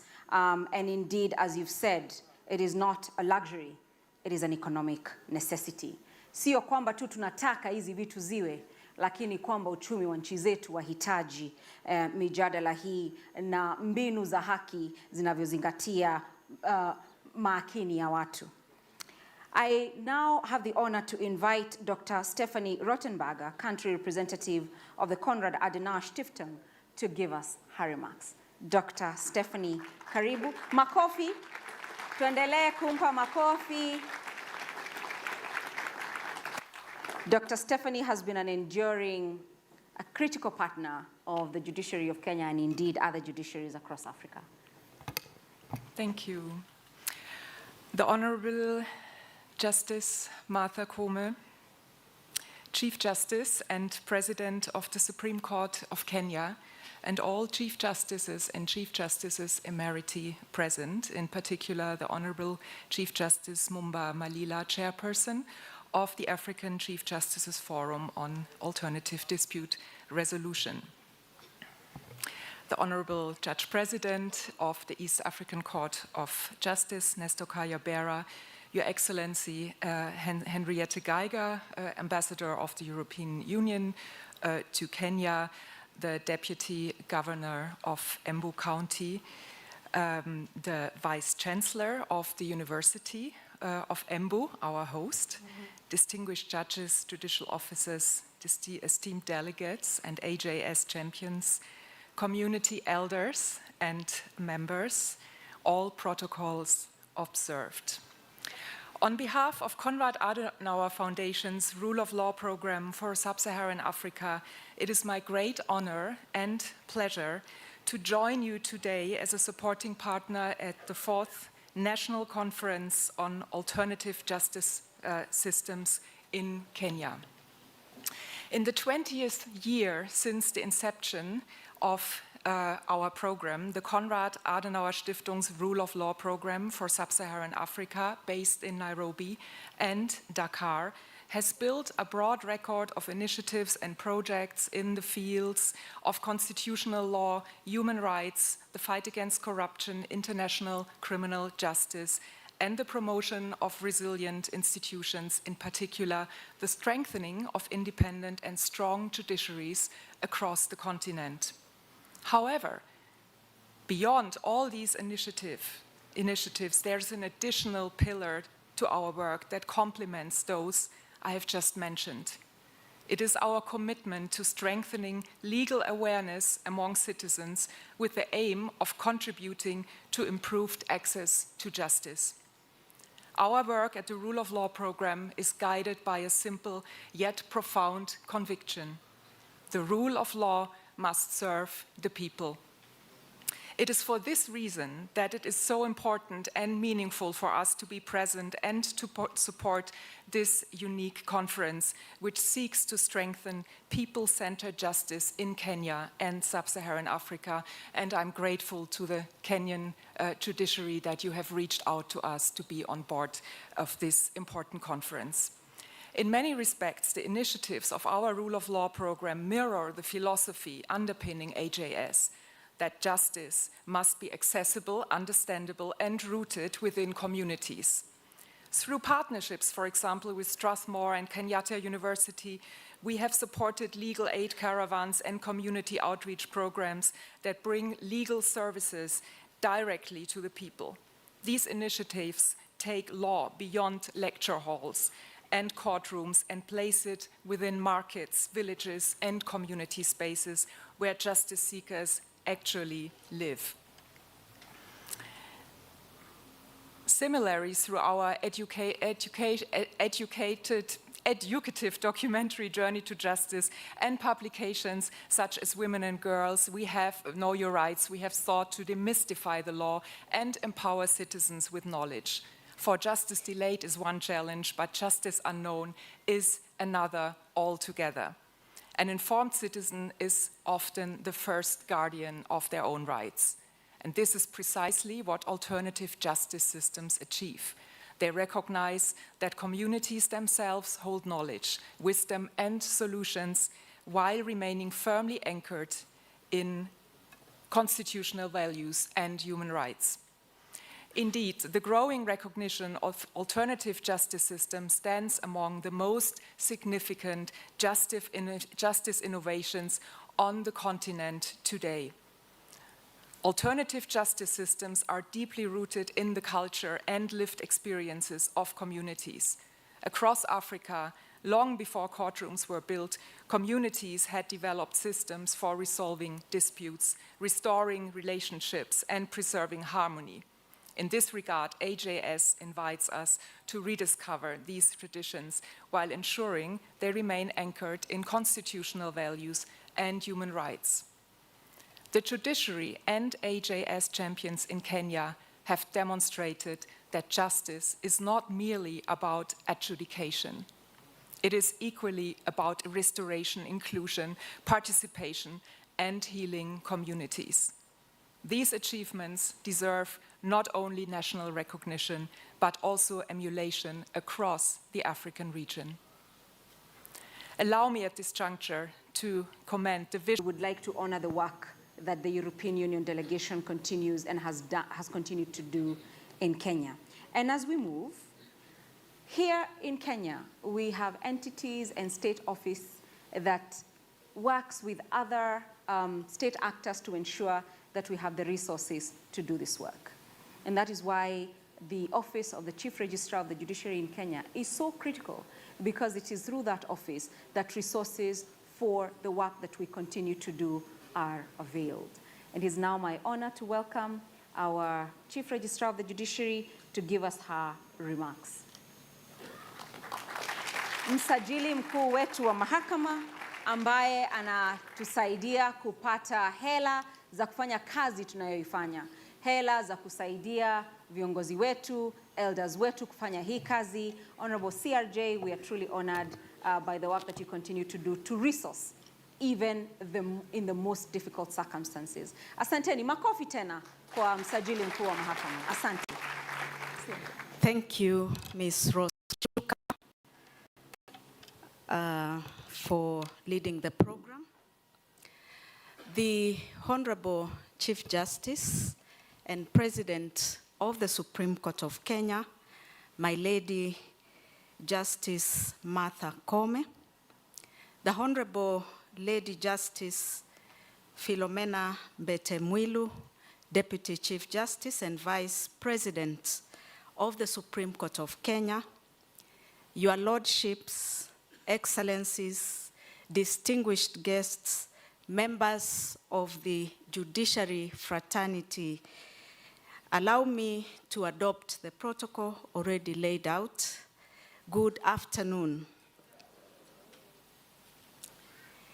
Indeed, it is my distinct honor and pleasure on behalf of the judiciary of Kenya to welcome you to the official opening ceremony of the 4th National Conference on Alternative Justice Systems in Kenya. And as we gather here today, it is fitting that we recognize the Honorable Chief Justice and President of the Supreme Court of Kenya, Honorable Justice Martha Koome, for her steadfast commitment to advancing people-centered justice, a vision that insists that justice must not remain an abstract ideal, but must become a lived reality that transforms society. In her book, A Multi-Door Approach to Dispute Resolution in Kenya, Unlocking Justice, is a powerful expression of her call for Kenyans, and indeed the wider African continent, to champion justice by embracing alternative dispute resolution mechanisms. I think my lady deserves a round of applause.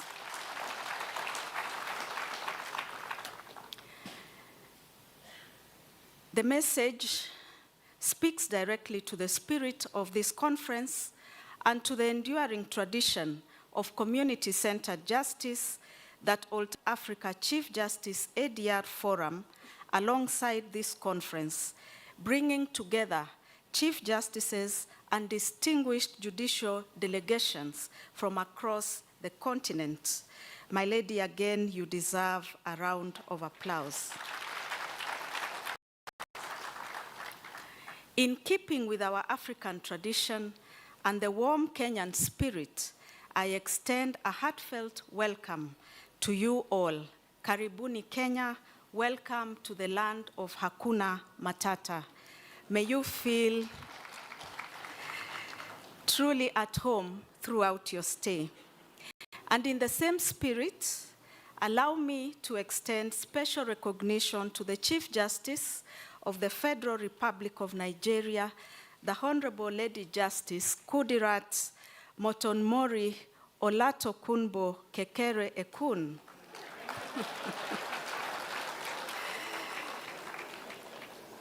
GCON, for the successful hosting of the International Association of Women Judges Africa Region Conference in Abuja just last week.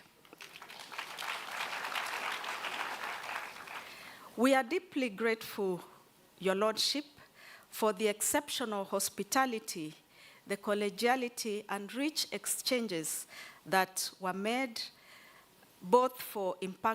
which were both impactful and memorable.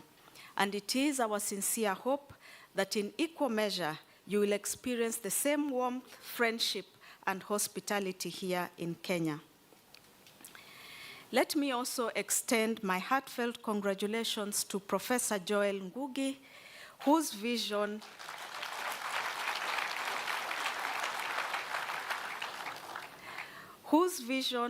passion, and dedication have been central to the growth of alternative justice systems in Kenya. Professor Ngugi has demonstrated that true leadership is not only about generating great ideas, but also patiently nurturing them and working tirelessly to turn them into meaningful change. We are grateful for your contribution and lasting impact, Prof. Our sincere and collective appreciation also goes to the National Steering Committee on Implementation of Alternative Justice Systems, whose foundational work has been instrumental to the success of this conference. And in the same spirit, let me also commend the organizing committee, all our development partners, and every stakeholder who has contributed to this endeavor. Your dedication, selfless service, and unwavering collaboration have transformed an ambitious vision into a remarkable reality. I think they all deserve a round of applause. The Judicial Service Commission has also been very supportive in facilitating the judiciary in order to deliver justice to all Kenyans. And to this end, the Commission recruited the head of the AJS Secretariat and staff to precisely provide strategic leadership that is necessary for the continued rollout and effective implementation of the Secretariat's critical programs. And in this regard, allow me to recognize the head of the AJS Secretariat, Ms. Jemima Aluda,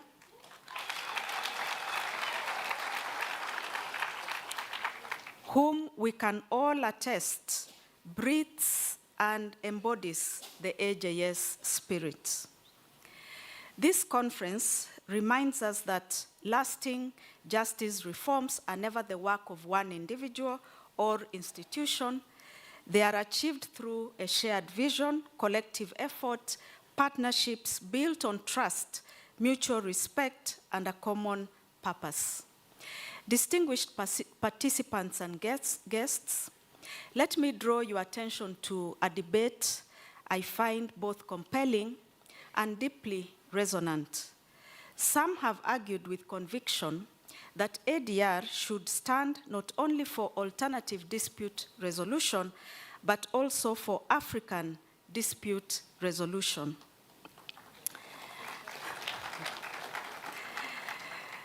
I do not claim scholarly authority in this debate, but I believe it captures an important truth.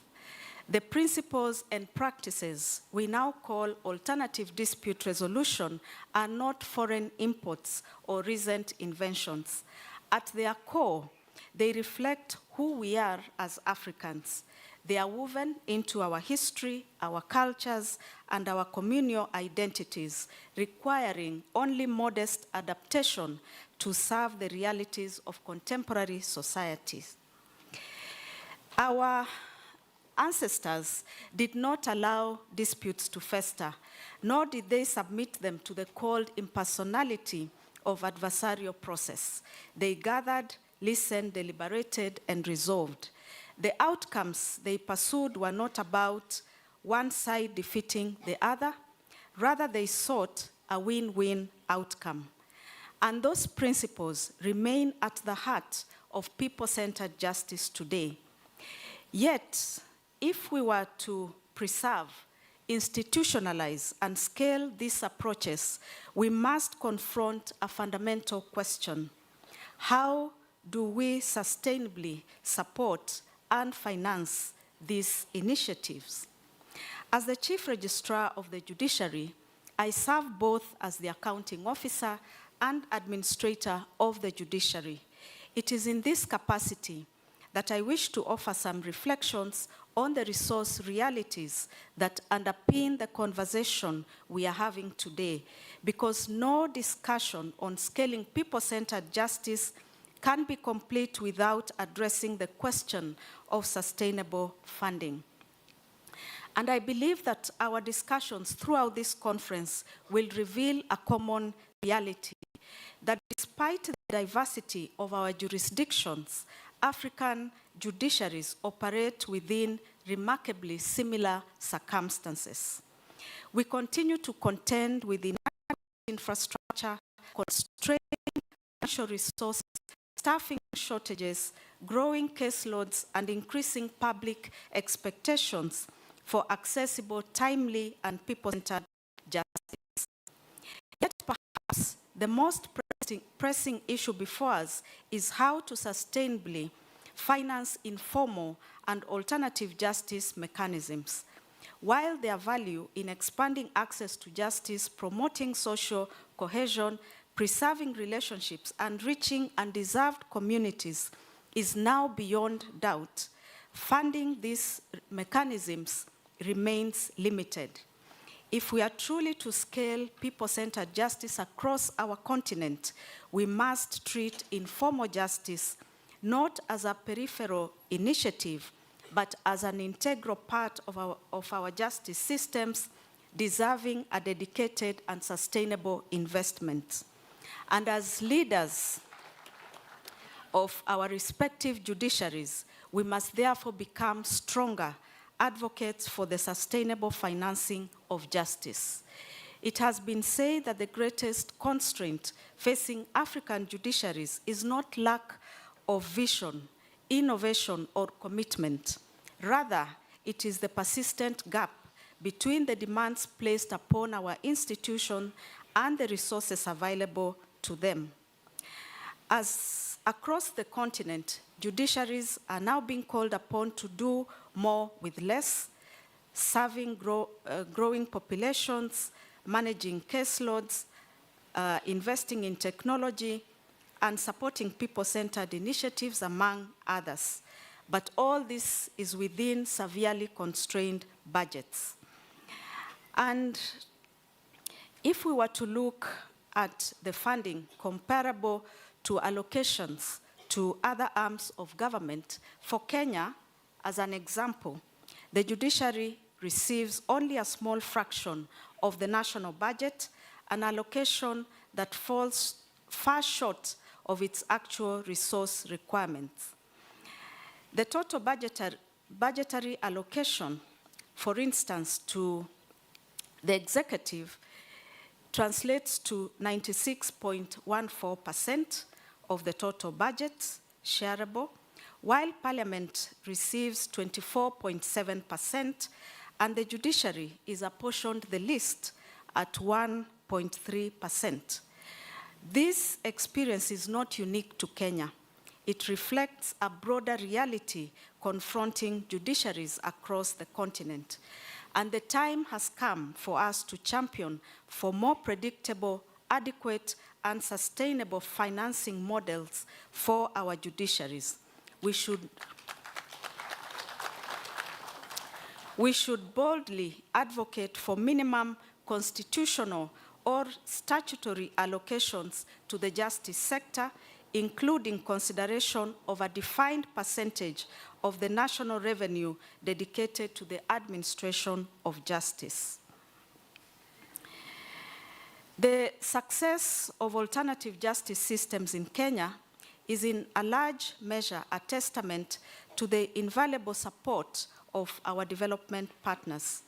And long before we were able to dedicate budgetary allocation, our partners recognized the potential of AJS, and invested in its growth. Their support enabled the program to take root, expand its reach, build institutional capacities, and deliver meaningful justice outcome for communities across the country, and for this, we remain deeply grateful.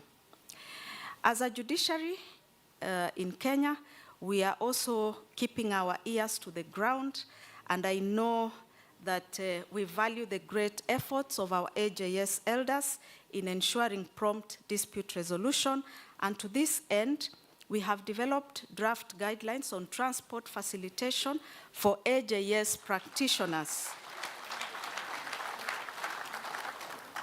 which will inform the provision of transport for our elders beginning the next financial year, 1st of July.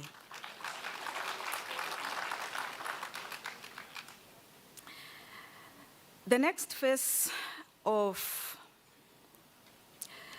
so as I conclude, let me return to the theme of this conference, which is data-driven pathways for people-centered justice.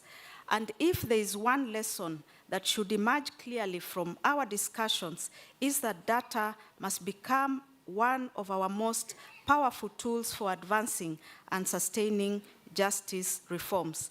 And if we are to secure additional and adequate funding for our judiciaries and for alternative justice systems, we must be able to demonstrate through credible evidence the impact of our work, the needs of our people, and the value that justice delivers to the society. In an environment of competing priorities, resources follow evidence. And let this conference send a clear and united message across our continent that people-centered justice cannot rest on goodwill alone. It requires evidence, investment, and sustained institutional commitment. On behalf of the Kenyan judiciary, allow me to once again thank you for your participation in this conference, and we look forward to partnerships, commitments, and actions that will advance alternative justice systems across Africa. Thank you for your kind attention, and God bless you. Thank you very much, Honorable CRJ. Thank you for your reflections, and indeed the reflections of all the speakers who have gone before us. Before I hand over the program to Honorable Justice Professor Joel Ngugi to continue with the next, the final part of this program, allow me, my Lord Chief Justices, to translate a little bit for any of our elders or our congregants who may require to understand the depth of the speeches that have been given here. So allow me to switch to Kiswahili so that we are all on the same page. Tukifunga sehemu hii ya ratiba yetu, hotuba zimetukumbusha kwamba haki kwa uhalisi wake lazima ibaki na mizizi ndani ya maisha, uzoefu na hadhi ya watu inaowahudumia. Tumesikia wito wenye nguvu wa kusonga mbele zaidi ya taasisi rasmi pekee na kutambua hekima, uhalali na nguvu ya uponyaji inayopatikana ndani ya jamii zetu, wazee wetu na mifumo yetu ya haki ya jadi. Mifumo hii kwa vizazi vingi imehifadhi maelewano, imerejesha mahusiano, imetatua migogoro, inalinda mshikamano wa kijamii na kubeba kumbukumbu ya maadili ya watu wetu.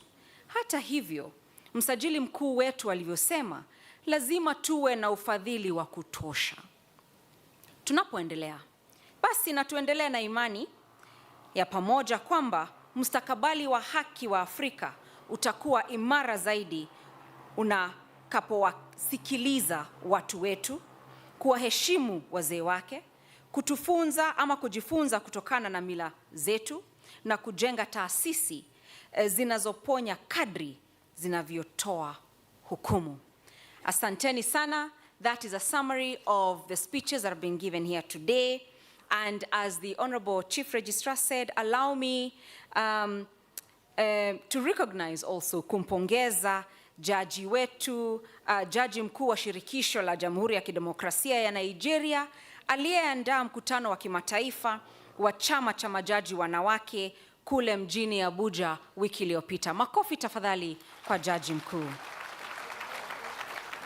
Kwa ndugu zetu wa Tanzania, kama nimekiadhibu Kiswahili chetu kitukuzwe, naomba jamani mniwie radhi. It is now my distinguished honor, before I hand over the program to the Honorable Justice Professor, to welcome a short interlude of entertainment, and we will start with the student choir, Embu University Student Choir, to give us a song, 3 minutes. Then we'll have a 5-minute cultural dance, and then my Lord Judge, it is now your stage. Nimekuwa mratibu wenu Rose Washuka. Asanteni. Kutoka kitengo cha wafanyakazi wa kitengo cha ofisi ya Jaji Mkuu Martha Koome. Asanteni sana, na tutaendelea kuwa nanyi hadi siku itakapotamatika. Asanteni.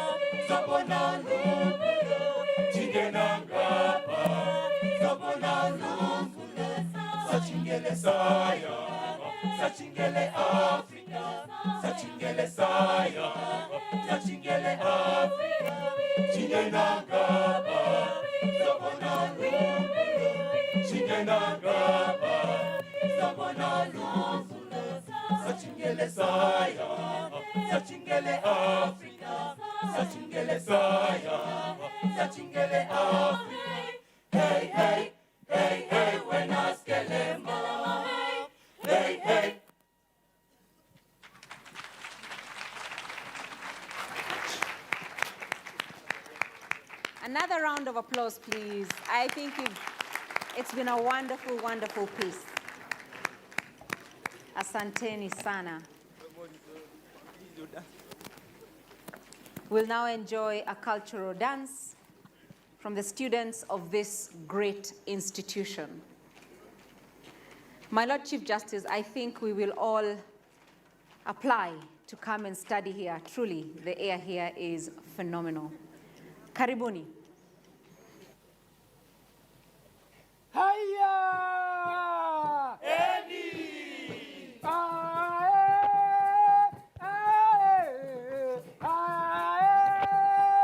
Joey, Joey.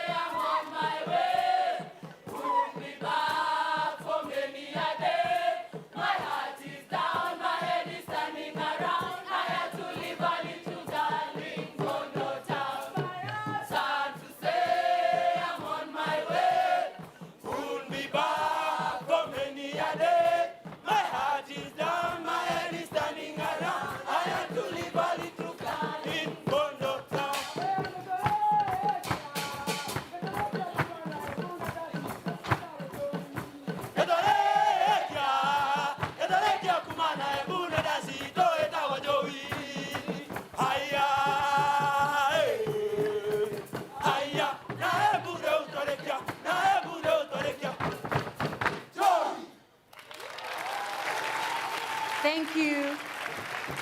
Thank you very much. I think, with the permission of the Honorable Chief Justice, allow me to just elaborate for our guests the significance of the performance, which is a jukebox themed musical review that we have just witnessed here, paying homage to different things, paying homage to peace and reconciliation in Kenya, but more importantly, paying homage to our freedom struggle, to the fight for our country's prosperity, to the pursuit of development and infrastructure, including the expansion of the superhighway that we used this morning, to truthful leadership, to saying no to corruption, to protection of our national wealth for the benefit of our people, and most importantly, and with utmost humility, as a rendition in memoriam of His Excellency, the late former Prime Minister of Kenya, Honorable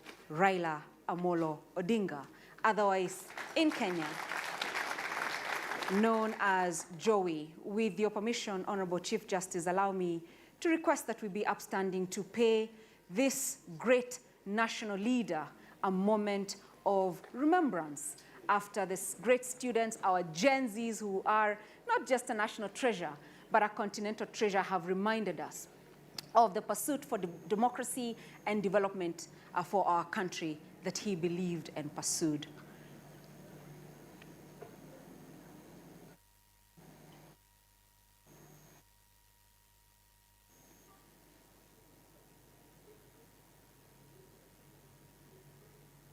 Indeed and truly, we honor His Excellency, the Right Honorable Raila Odinga, former Prime Minister of Kenya. May his soul rest in eternal peace. Thank you very much. Honorable Justice Professor, karibu.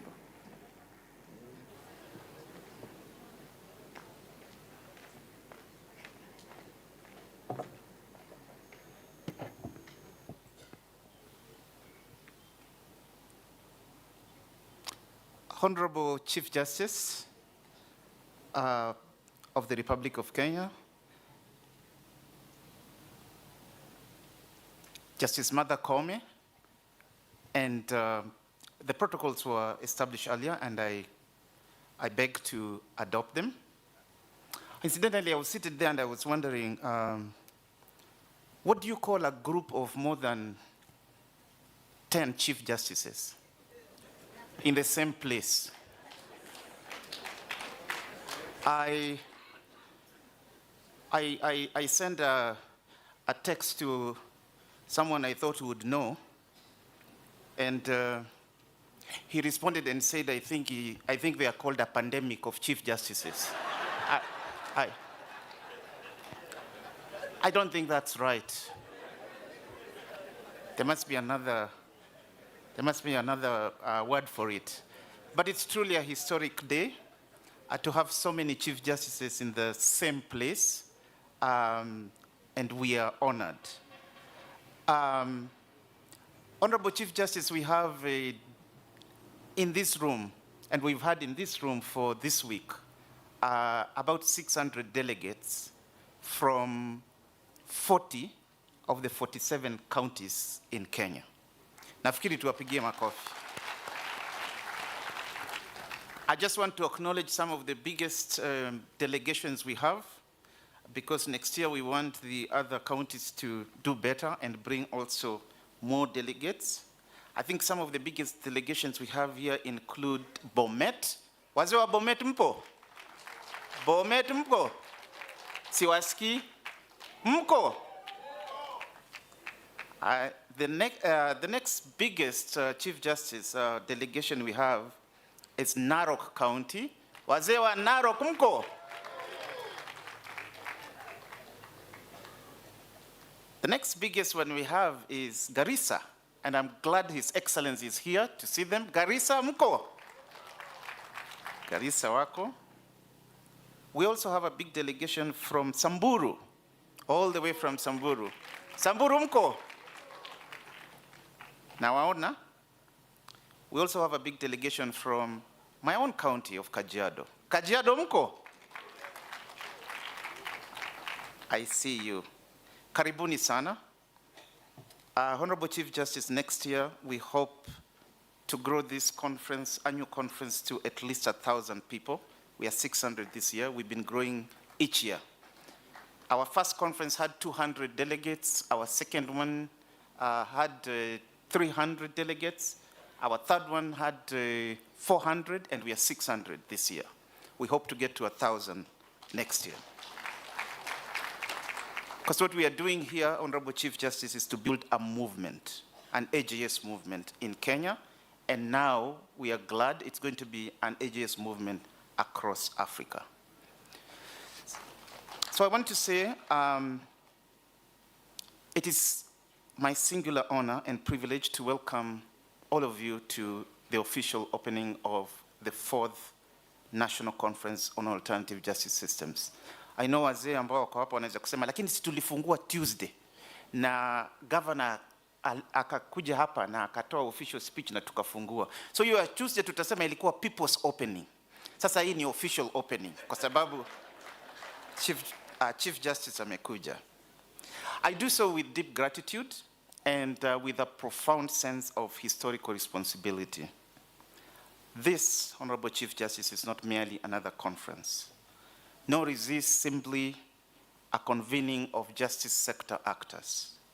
This gathering represents something much more significant. It represents the maturation of an idea whose time has truly come. That idea is simple but transformative. Justice must be designed around people, not around institutions. Kwa Kiswahili ningesema hivi, haki lazima ianze na mwananchi, bali isianze na taasisi. That simple proposition lies at the heart of our work in alternative justice systems. For many decades, justice reform conversations in Kenya, and indeed globally, were dominated by institutional metrics. We asked, how many judges do we have? How many magistrates? How many courts have we built? How many cases were filed? How many cases were determined? And so forth and so forth. And as judges and judicial officers, and I know as chief justices, we love those metrics. In part, we love those metrics because they make us feel productive. Sometimes, if backlog reduces even by 3%, we feel like heroes, feel good. But the backlog might reduce, and the wananchi might still be asking, that's very good, my lords, but did my problem get resolved? Was my problem solved? So it's true, those metrics are answering important questions. But the conversations that have been taking place in this conference since Monday have reminded us that those questions are no longer sufficient. Because a deeper question confronts us. Are people actually experiencing justice? That's a deeper question. And that is the question that lies at the heart of this conference. Chief Justice, allow me to very briefly reflect on our journey, our AJS journey, since 2012. When the AJS task force, which I was privileged to chair, began its work in 2013, many people misunderstood AJS. Some saw it as a cake. Others viewed it with suspicion, fearing that it might undermine constitutional rights, especially of women and children. Still others saw it as peripheral to the serious business of justice. But our inquiry revealed a different truth. We encountered a statistic, which those of you who know me now call me Mr. 64%, because the statistic we encountered became foundational in our work.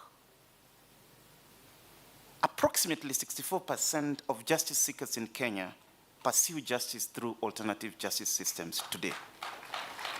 Asilimia 64.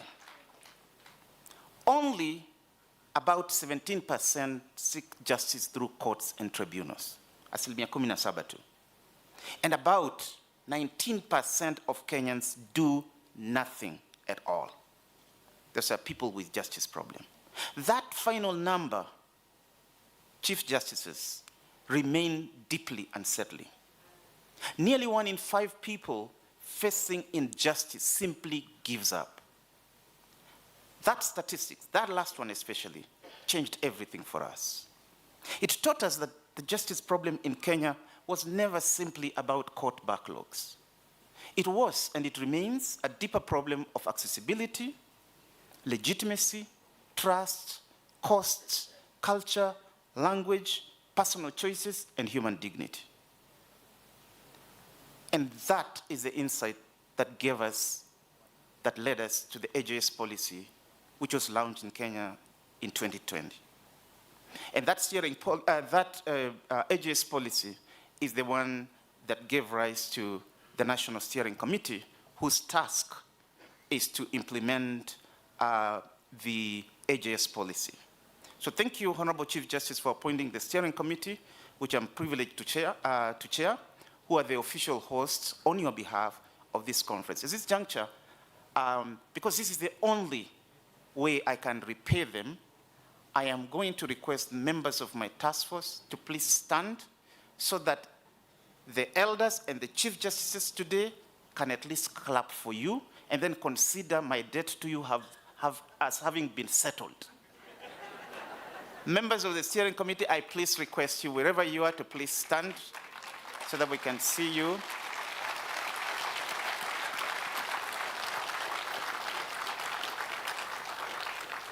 Thank you so much for your commitment. Since 2020, our work has evolved significantly. We moved from conceptual framing to policy architecture, from policy architecture to implementation, from implementation to county action plans, and today we'll be launching the county action plan for Embu. From county action plans to building actual people-centered justice ecosystems across Kenya, which is part of the implementation of the county action plan. So today, AJS is no longer merely a policy aspiration. It is a lived national movement. And yet, we've arrived at a new frontier. The central question before us is no longer whether AJS matters. That normative debate is increasingly settled. We now know for a fact that AJS matters. That's why 64% of Kenyans are getting their justice through AJS. But the new question is more demanding. How do we know whether AJS is working? That question takes us directly to this year's theme, data-driven pathways for people-centered justice in Kenya. I believe this theme captures the next great frontier in the justice reform. I know people think that the next great frontier in justice is AI. It's not, it is this question. For too long, justice institutions globally have measured successes primarily through throughput metrics. We count activity, but activity is not the same thing as justice. A court may dispose of a case in record time, but did justice happen? Kwa Kiswahili, mahakama inaweza kumaliza kesi kwa haraka sana. Lakini swali kuu linalobaki ni hili. Je, haki ilitendeka kweli? That is a deeper question that's now confronting all justice institutions. This is the justice metrics challenge that is before us. At our recent international webinar on justice metrics, which was a precursor to this conference, and in our discussions throughout this week, Honorable Chief Justice, we've asked whether traditional justice metrics, whether they may be too narrow to capture what truly matters in people's lives. I have personally become increasingly convinced that the answer is yes. They are too narrow. And we need a paradigm shift. And I said on this stage on Tuesday that we must move from counting cases to measuring justice, from throughput to outcomes, from activities to impact, from efficiency alone to human flourishing. Wazee, mtakumbuka nilivyosema hapa Jumanne wakati tulipokuwa tunafungua hafla hii. Tulisema kwamba ni lazima tubadilishe vile tunavyopima mafanikio ya haki. Tutoke kwenye kuhesabu kesi pekee, tuanze kupima kama haki kweli imetendeka. Tutoke kwenye kupima ufanisi pekee, tuanze kupima ustawi wa binadamu. Na tukasema huo ndio mstakabali wetu kwa AJS. But Honorable Chief Justice, if we are to move in that direction, we need better tools. And this is where I believe AJS offers something globally significant. Alternative justice systems force us to ask different questions. They compel us to examine benefits that conventional justice systems often ignore. So I propose that future justice measurement should include at least 5 categories of benefits which are readily visible in AJS. In fact, when I say these 5 categories, you will realize these are categories that many of our elders have always known intuitively as justice metrics, long before consultants and economists invented PowerPoint. These elders already knew these are justice metrics. So when I say them, I'm sure the wazee here will say, we told you so. We've always known. Hii ni kitu wazee wamejua kwa muda. Lakini sasa katika idara zetu za mahakama, nafikiri itabidi twende mwelekeo huu. First, resolution benefits. Manufaa ya utatuzi wa migogoro. The question there is, was the dispute resolved fairly, quickly, and affordably? That we sort of know. This we sort of have learned how to measure. But second, relational benefits. Manufaa ya kurekebisha mahusiano. Were damaged relationships repaired? Was trust restored? Third, preventive benefits. Manufaa ya kuzuia migogoro kabla haijaongezeka. Did the intervention prevent escalation? Did it prevent retaliation? Did it prevent future violence? Or did it prevent future disputes? We are yet to learn how to measure that. Fourth, healing benefits. Manufaa ya uponyaji na faraja. Not all justice is about winning. Now, I know lawyers might find this unsettling. Because as lawyers, we've been trained to believe that every dispute must produce a winner, a loser, and a fee note.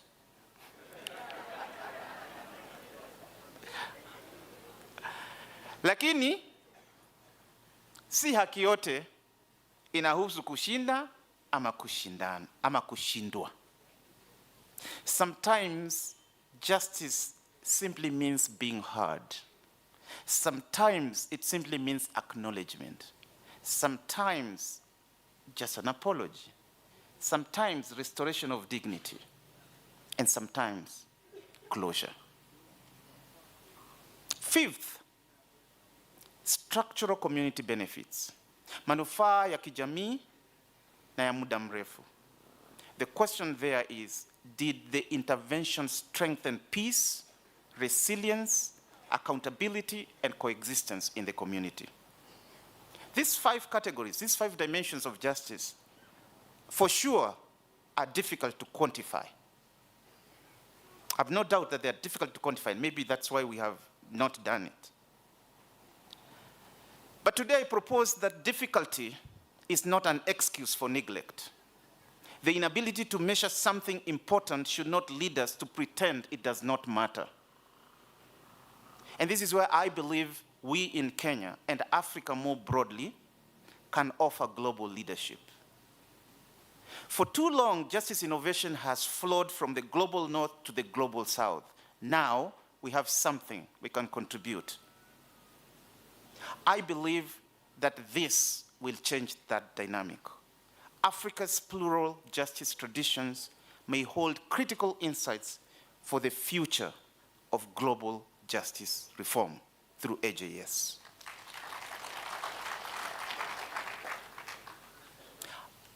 This is because our communities have long understood something that modern Western justice systems are only beginning to rediscover. Justice is not merely about dispute determination. So kwa Kiswahili, haki si kuamua tu nani ameshinda na nani ameshindwa. Justice is also about restoration. We've heard a lot about that this week. Justice is about prevention. Justice is about stopping escalation. Justice is about healing. Justice is about social repair. Justice is about social cohesion. Wazee ninavyoeleza Chief Justice hapa ni kwamba kitu ambayo Waafrika wamejua kwa muda mrefu, haki pia ni maridhiano. Si kushinda tu na kushindwa. Haki ni kuzuia migogoro kabla haijalipuka.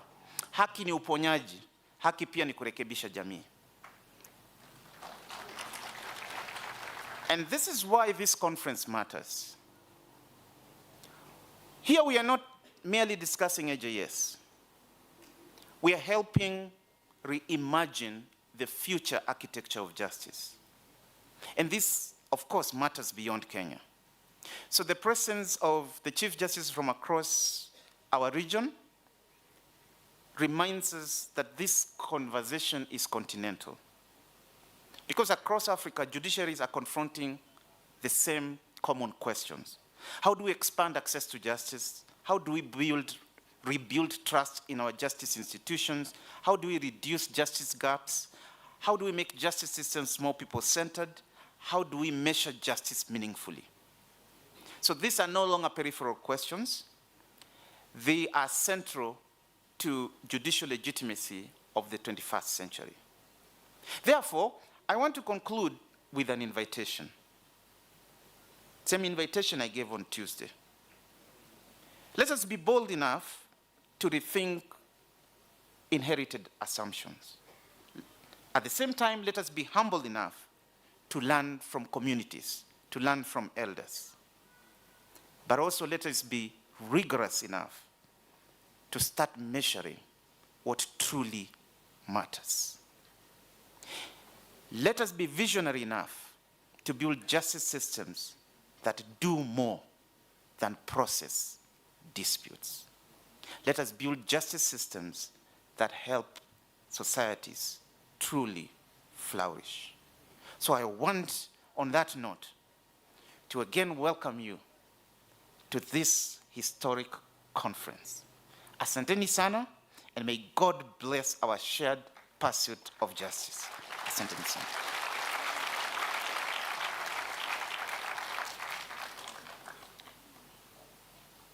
So, from what I understood from what the Chief of Staff did is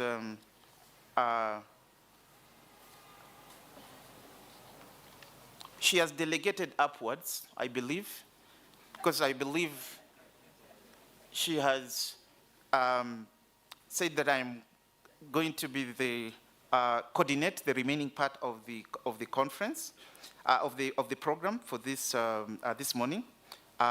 So the next speaker after me is Honorable Chief Justice, Her Excellency the Governor of Embu, traveled out of the country. As I said, she was with us on Tuesday with the Governor of Narok, so she couldn't be with us today, but she has sent her representative, the Deputy, His Excellency, the Deputy Governor of Embu, His Excellency Justice Kenyo Mogo, who will represent the Governor. So I'm going to call His Excellency next, and I would like, because he is going to be representing Her Excellency the Governor, I would like, before he gives the official speech, to please call upon His Excellency the Deputy Governor of Bomet, who's joined us today, to give his remarks, and then thereafter, because you're also representing the Deputy, His Excellency the Governor, to please call His Excellency the Governor of Garissa also to give his remarks, and then you give your official remarks, and then hand over the reins back to me. In other words, you are time-bound. Please join me in giving a warm welcome to His Excellency, the Deputy Governor of Embu.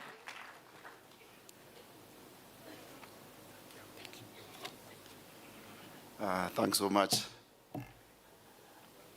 Justice Ngoge, Professor. I will do as guided.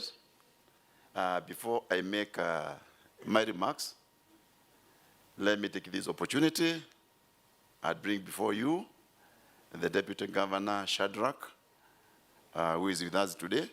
Shadrach, please step forward. You make your remarks.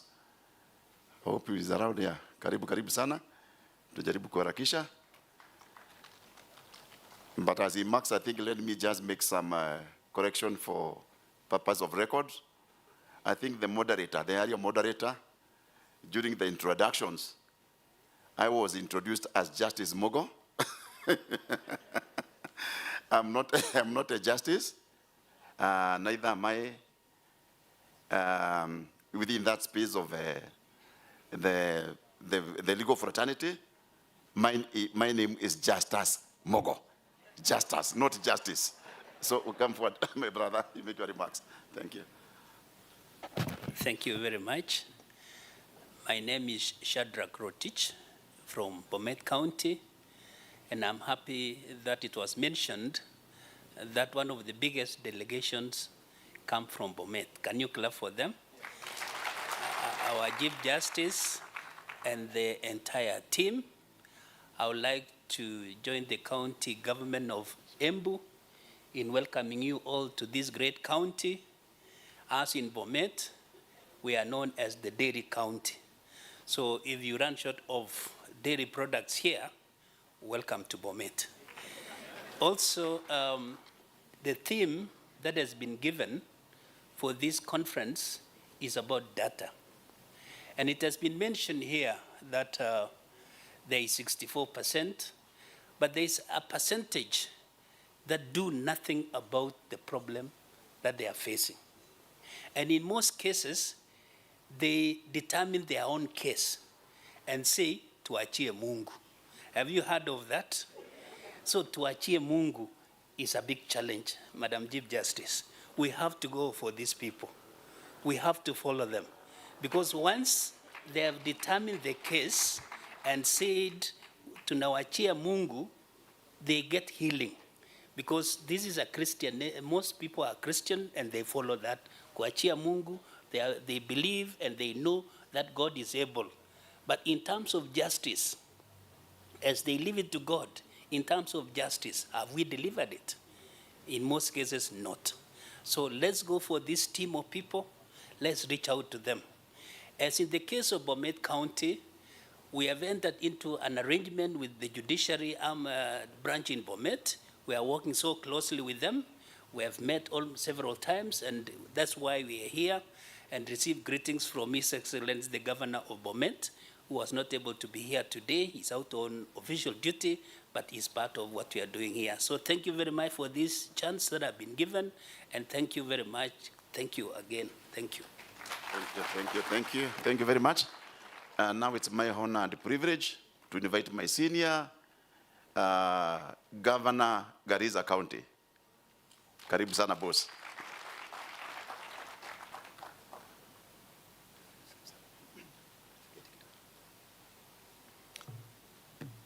Good afternoon.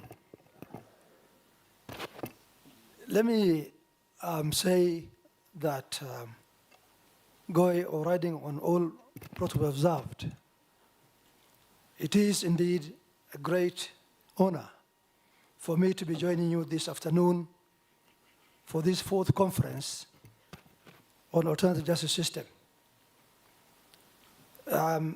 This gathering comes at a time as we continue to strengthen access to justice through mechanisms that are closer to our people and responsive to our diverse communities. I think the many speeches that were made earlier just indeed stressed on that fact that we need justice closer to our people and responsive to our diverse communities.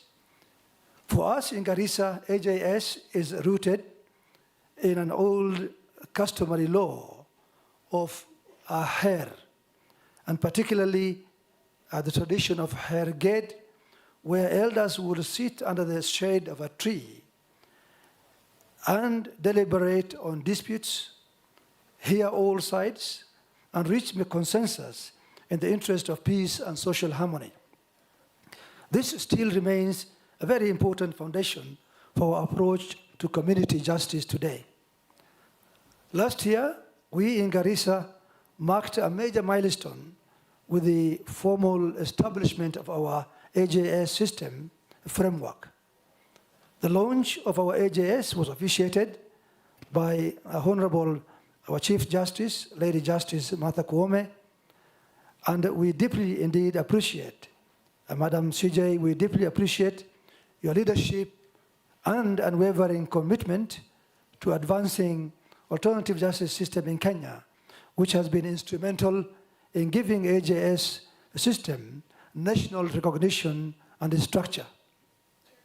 Since then, we in Garissa, our AJS system has continued to serve as a platform for mediation, dialogue, and peaceful resolution of disputes anchored in community trust and the wisdom of our elders. I am present, I am here at this very, very important conference with a number of elders who joined me all the way from Garissa. They said they will not miss this very, very important forum in which very serious issues are being discussed. Madam CJ, what I want to say is that we are committed to the system, and we hope a time will come sooner when you will be able to see which of the AJS systems. You will probably have a situation whereby you can actually do some kind of, should I say, not competition necessarily, but a way of evaluating which of the AJS systems are working better than the other. And I'm sure Garissa will be on the top of the list. Finally, I wish to add my voice also to colleagues who spoke before me to welcome all our friends from the other parts of Africa, Karibuni, in Kenya, as we discuss this important subject matter of our AJS system. Asanteni sana. Thank you very much.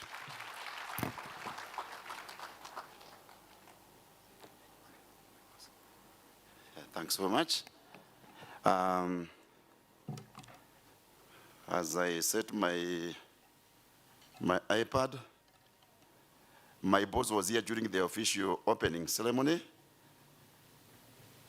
but my friend, Professor Justice Ngoge, saying that in fact he had come just to prepare the way for Justice Koome. So whatever she delivered that day, in fact, was people's opening. So I'm also here, maybe to do another maybe official, not official, people's remarks as we celebrate the closing, as we conduct the closing ceremony. Okay, thanks so much, Honorable Justice and the President of the Supreme Court of Kenya, Lady Justice Martha Koome. And as I start on the earlier established protocols, but in a special way with the recognition of our guests from other parts of Africa. We really appreciate your visit. And also we thank you, Martha Koome, Chief Justice, for bringing that big delegation to our county. I think history has been written in Embu. It will go on record. Today, Embu County hosted the biggest delegation of Chief Justices from Africa. So we really appreciate you for making us proud, for putting us on the spotlight, for putting us on the map. We are grateful and we are humbled for that. As we come to the close of this 4th annual Alternative Justice System Conference, allow me, on behalf of the people and leadership of Embu County, to express our profound gratitude to each one of you for making this gathering a success. Over the past few days, we have engaged in rich, thought-provoking discussions centered on our shared aspiration of building a justice system that is accessible, inclusive, responsive, and firmly anchored on the needs and realities of our people. The theme of this year's conference, Data-Driven Pathways for People-Centered Justice in Kenya, is both timely and transformative. It reminds us that our justice must remain humane and rooted in our cultures and traditions. It must equally embrace evidence, information, and innovation to ensure that no Kenyan is left behind. Data is no longer merely a tool for record keeping. It is our powerful instrument for informed decision-making, policy formulation, and the delivery of services that respond to the needs of communities. Through reliable data and effective collaboration, we can identify gaps, monitor progress, and strengthen alternative justice systems.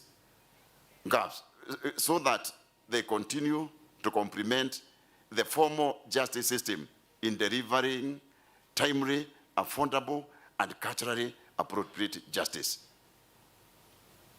Our chief guest, as a county government, we firmly believe that peace, cohesion, and sustainable development flourish where justice is accessible, inclusive, and responsive to the needs of the people. In this regard, Embu County is proud to be on the cusp of becoming the 13th, I hope it's 13th, 14th county in Kenya to institutionalize alternative justice systems, that is AJS. This important step reflects our commitment to fostering a culture of dialogue, mediation, and restorative justice as effective mechanisms of resolving disputes and strengthening social harmony. We look forward to working closely with the judiciary, traditional and religious leaders, community structures, and other stakeholders to establish a robust AJS framework and complement the formal justice system and bring justice closer to our people. Our chief guest, we recognize that AJS is not a substitute for the formal justice system, but rather an important complementary mechanism that embodies our values, traditions, and collective responsibility in fostering peaceful coexistence. Through these mechanisms, communities are empowered to resolve disputes amicably, strengthen social bonds, and reduce conflicts that would otherwise undermine development. The deliberations we have had during this conference have reaffirmed the importance of strengthening partnerships among the judiciary, county governments, national government, agencies, traditional institutions, academia, development partners, and civil society organizations. Together, we have a duty to ensure that justice remains people-centered, evidence-based, and accessible to all. Our chief guest, I wish to commend the National Steering Committee for the implementation of the alternative justice system in Kenya under the able leadership of the Honorable Chief Justice, for championing this noble agenda and for creating platforms that facilitate learning, innovation, and collaboration. Your commitment continues to position Kenya as a continental leaders, as a continental leader in the advancement of alternative justice system. I also applaud all participants for the invaluable contributions, experiences, and insights shared throughout this conference. The recommendations emerging from this engagement should not remain within the conference halls. They must translate into practical actions that improve the lives of our people and strengthen the administration of justice across the country. As we depart later in the day from Embu County, let us carry with us renewed commitment to building systems that uphold dignity, promote reconciliation, and place citizens at the center of justice delivery. Let us harness the power of data, technology, and indigenous knowledge to create pathways that foster trust, equity, and sustainable peace. To our visitors, I hope you have experienced the warmth, hospitality that Embu County is known for. Beyond this conference, I invite you to take time to discover the beauty and richness of our county, our breathtaking landscapes, vibrant culture, fertile agricultural heritage, and the unparalleled adventure that lies on the slopes of Mount Kenya. Embu truly offers a unique blend of nature, culture, and opportunity.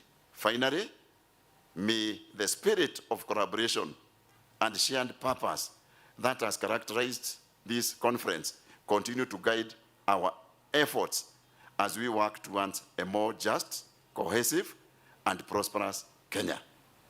Thank you for choosing Embu County as your host.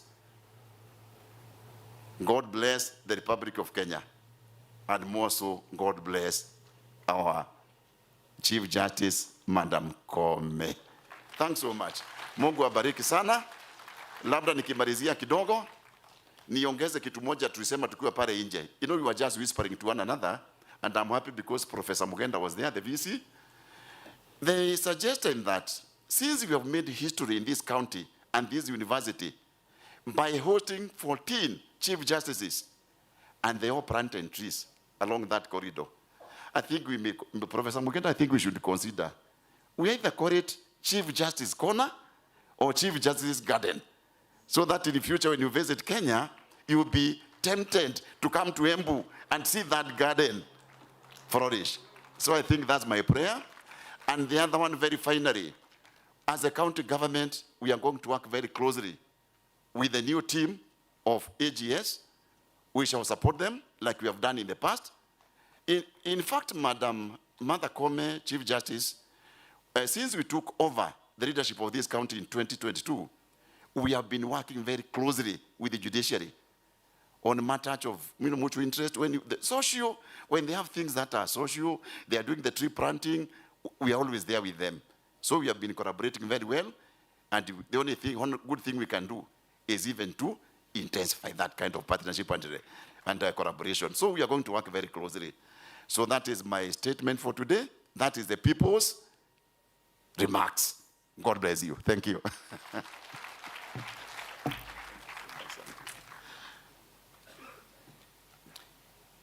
Just two things from that speech, Your Excellency, Deputy Governor.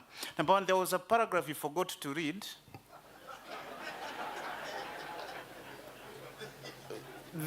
The one where you promised that you are giving AJS suites to Runyenjes and Siakago.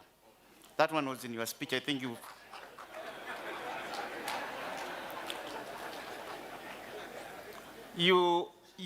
there was also another paragraph where you had promised that it's going to be in your budget in the next financial year.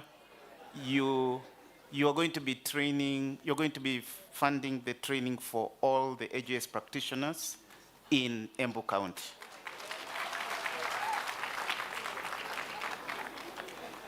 And we thank you.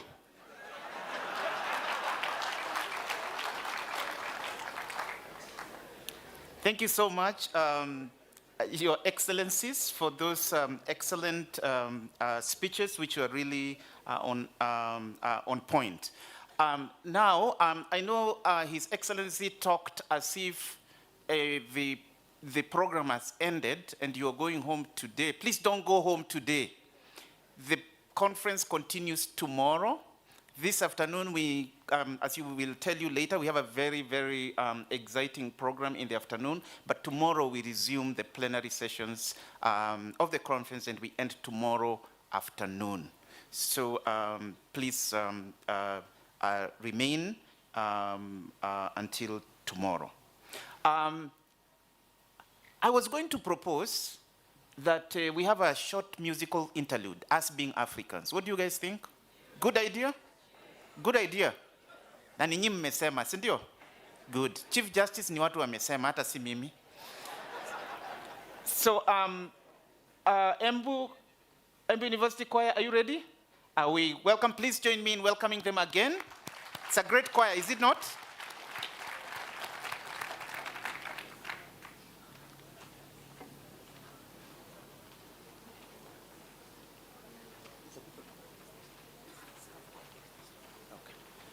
So this is the University of Embu Staff Choir.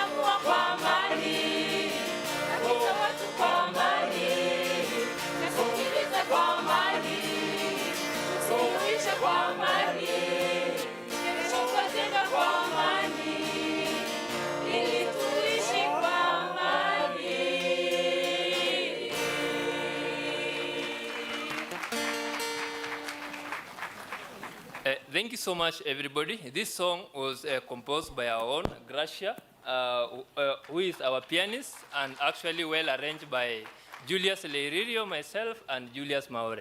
Thank you so much. This is Hendrik Sand.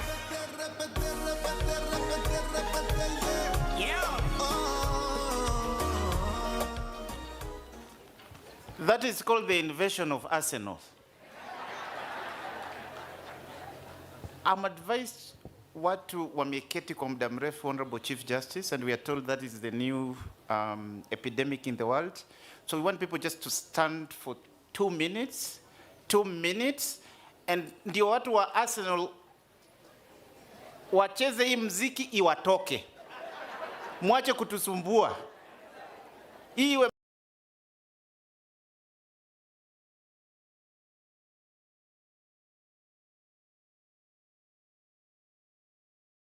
Iko, DJ, wacheze. This is Hendrik Now you dance. 3 minutes.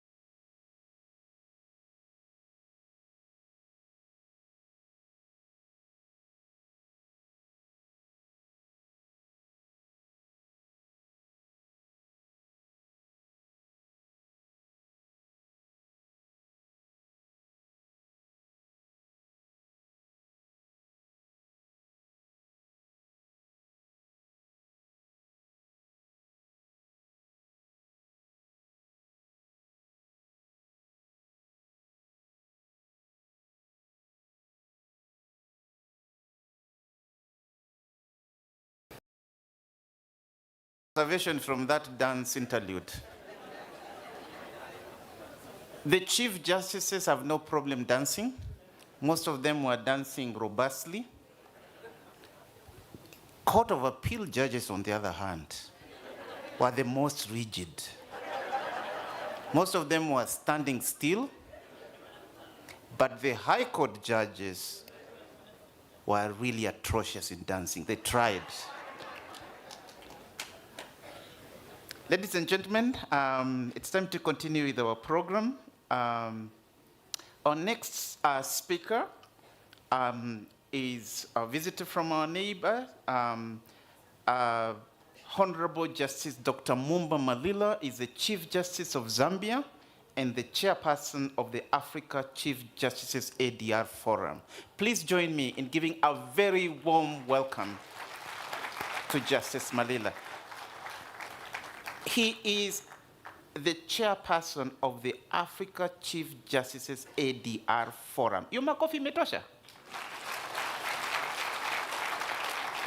Thank you very much.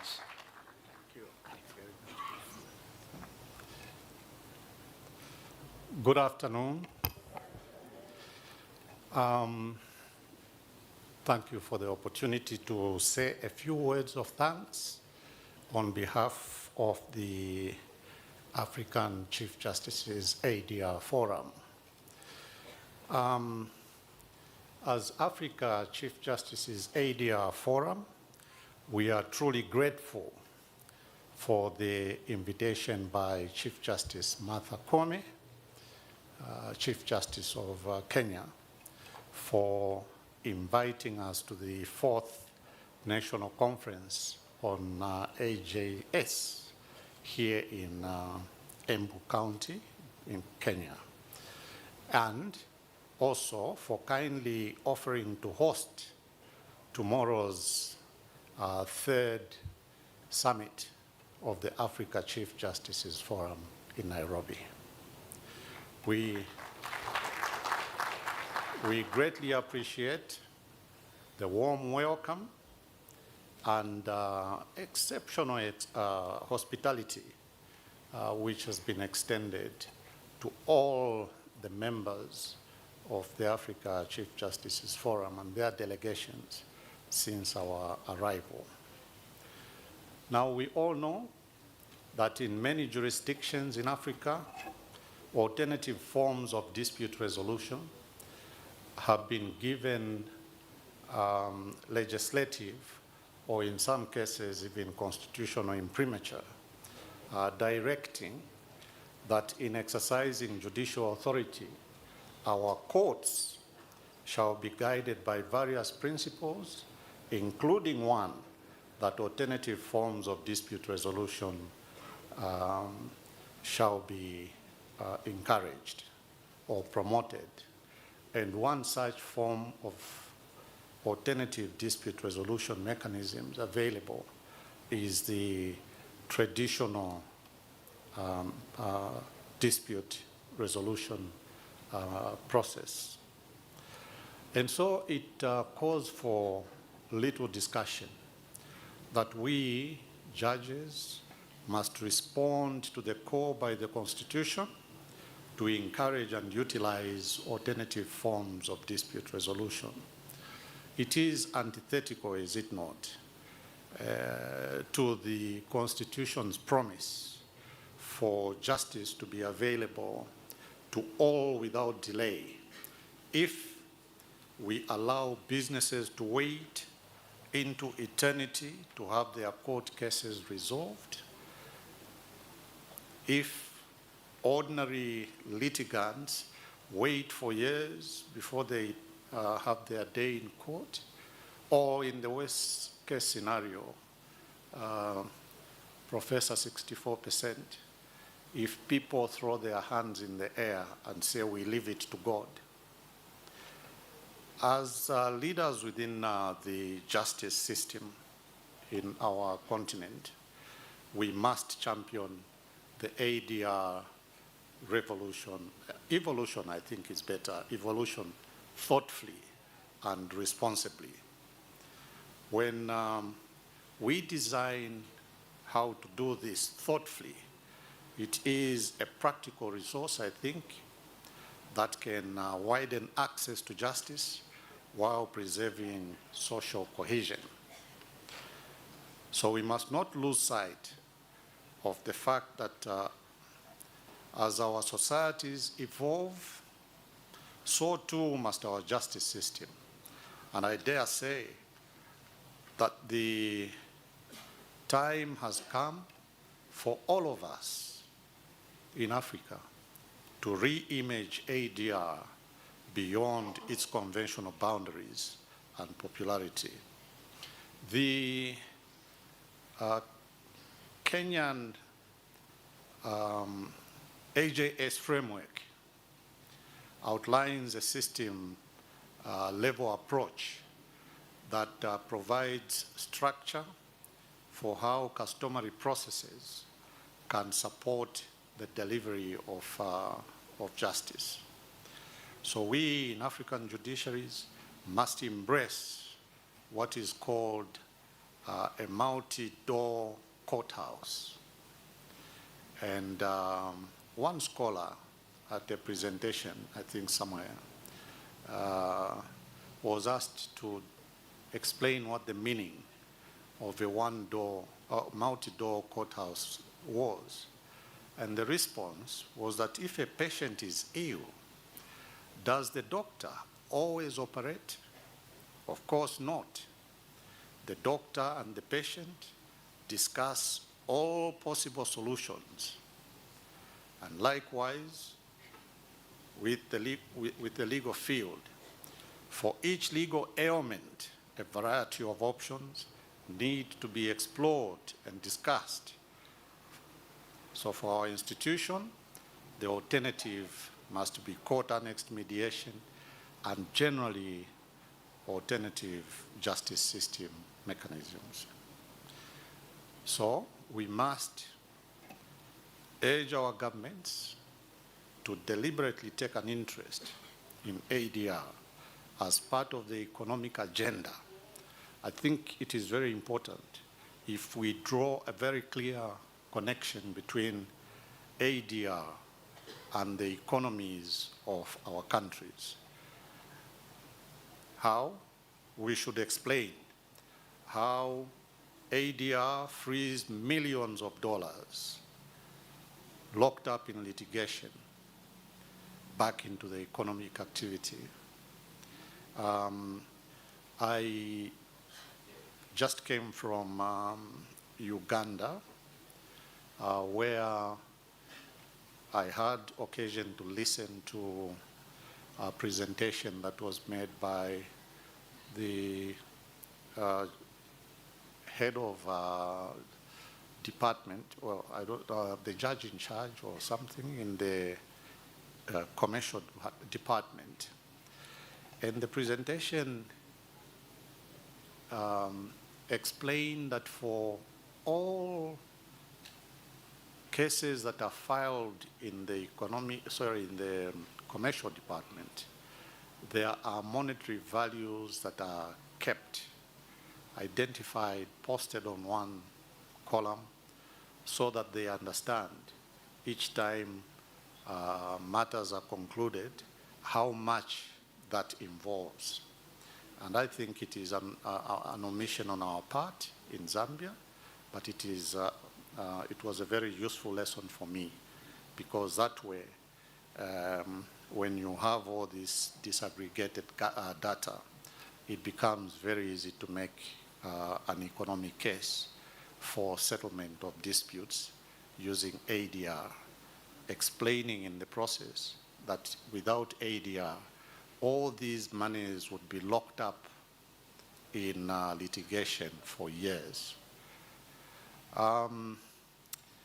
So I am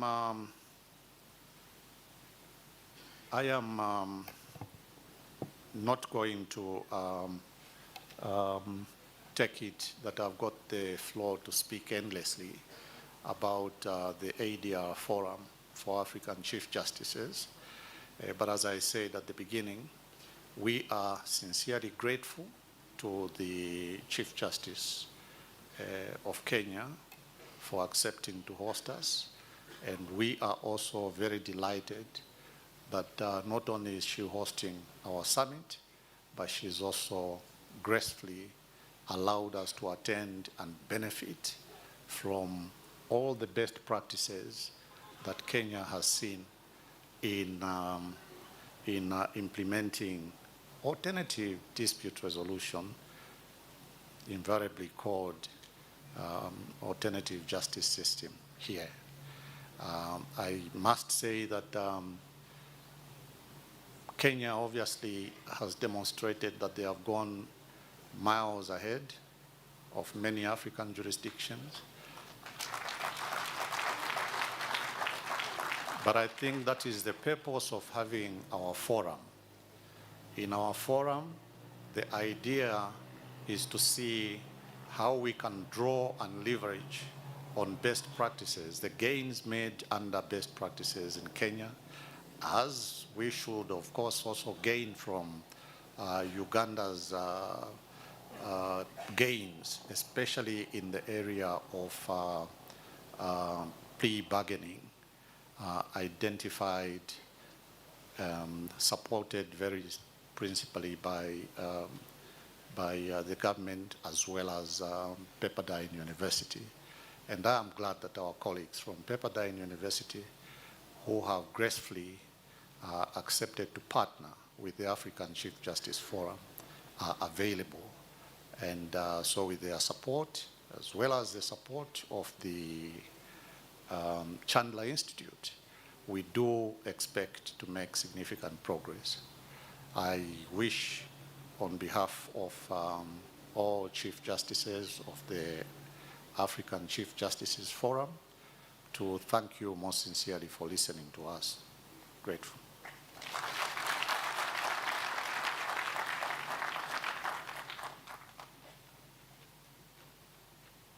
Thank you very much, Chief Justice Dr. Mumba Malila from Zambia. Now, Africa has 54 nations. We know that, right? Let's learn a little bit of history, geography, civics. Out of 54 nations, only 5 African countries have female chief justices. Kenya is one of them, of course. One of the other chief justices from one of the 5 is here with us, the Chief Justice of Nigeria. We celebrate you. The other 3 is the Chief Justice of South Africa, Mauritius, and Rwanda.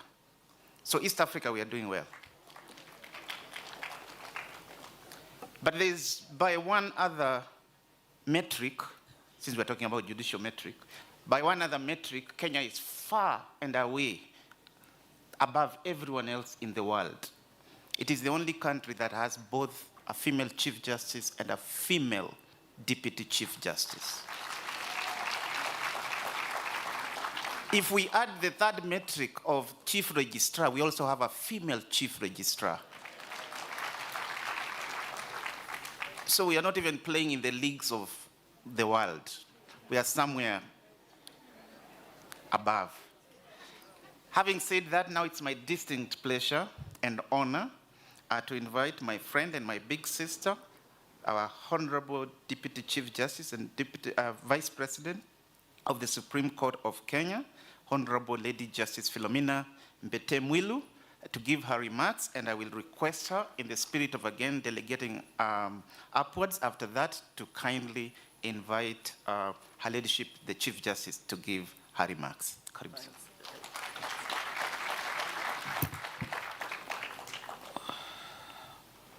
Thank you very much. The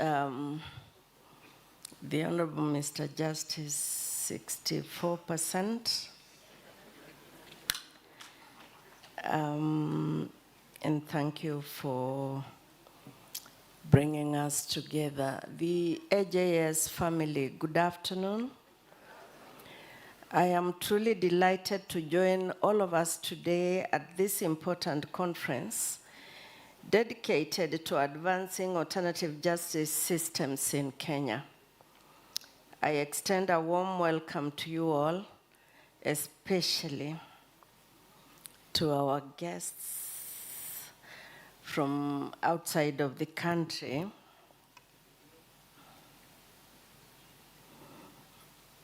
And in particular, the AJS elders. My friends, I still belong with you. I hope you never find reason to disown me.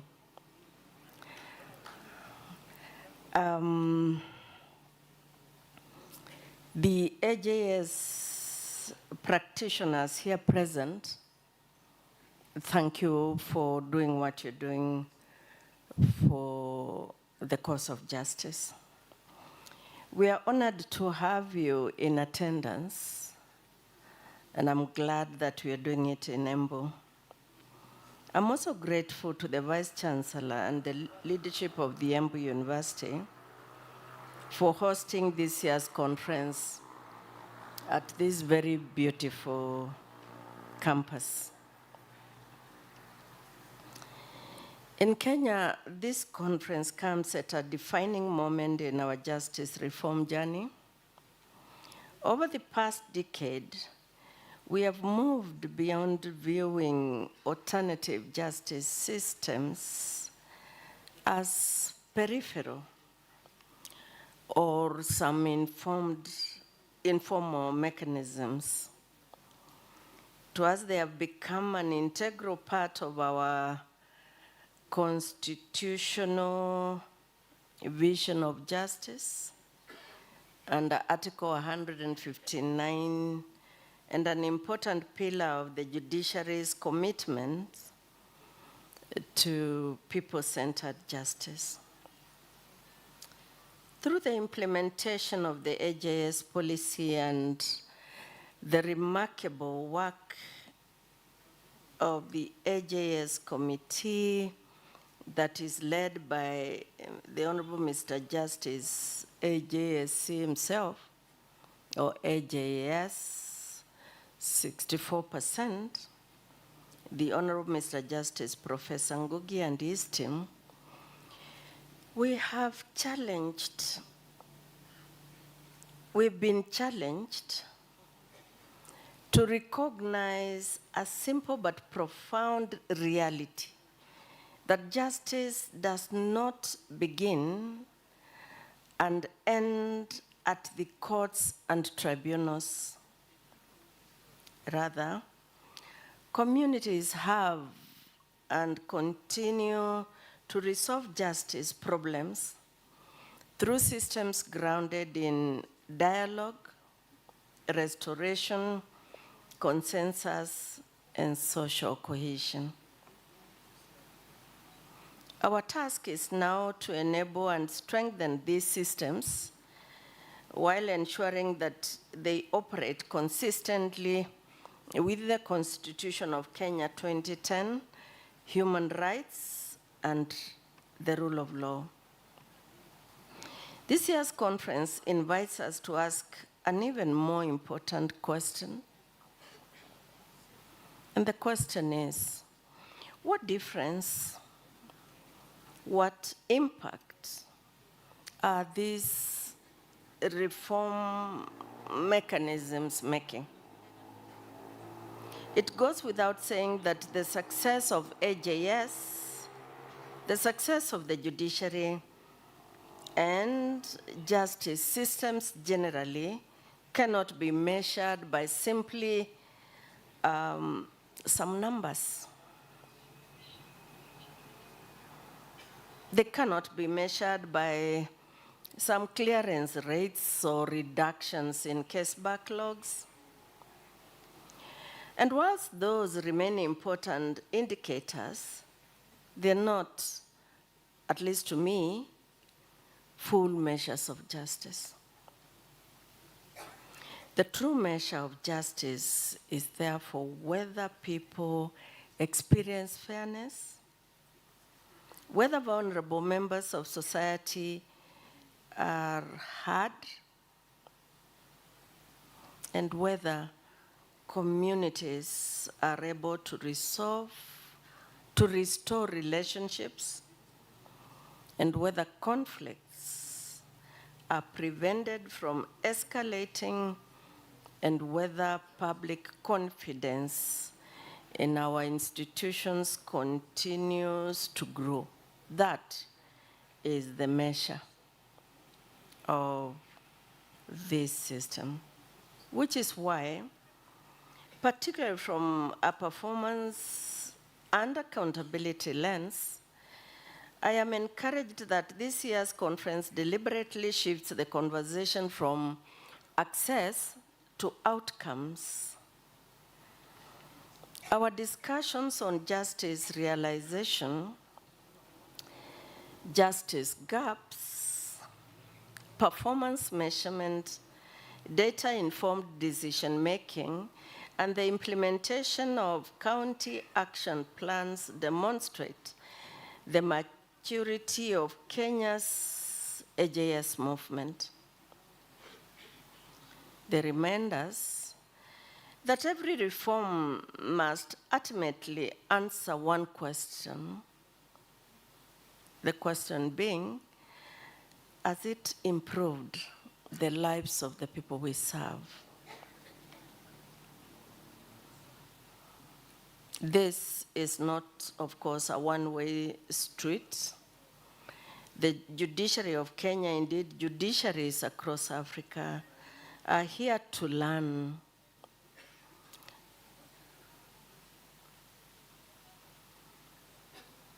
To themselves transform.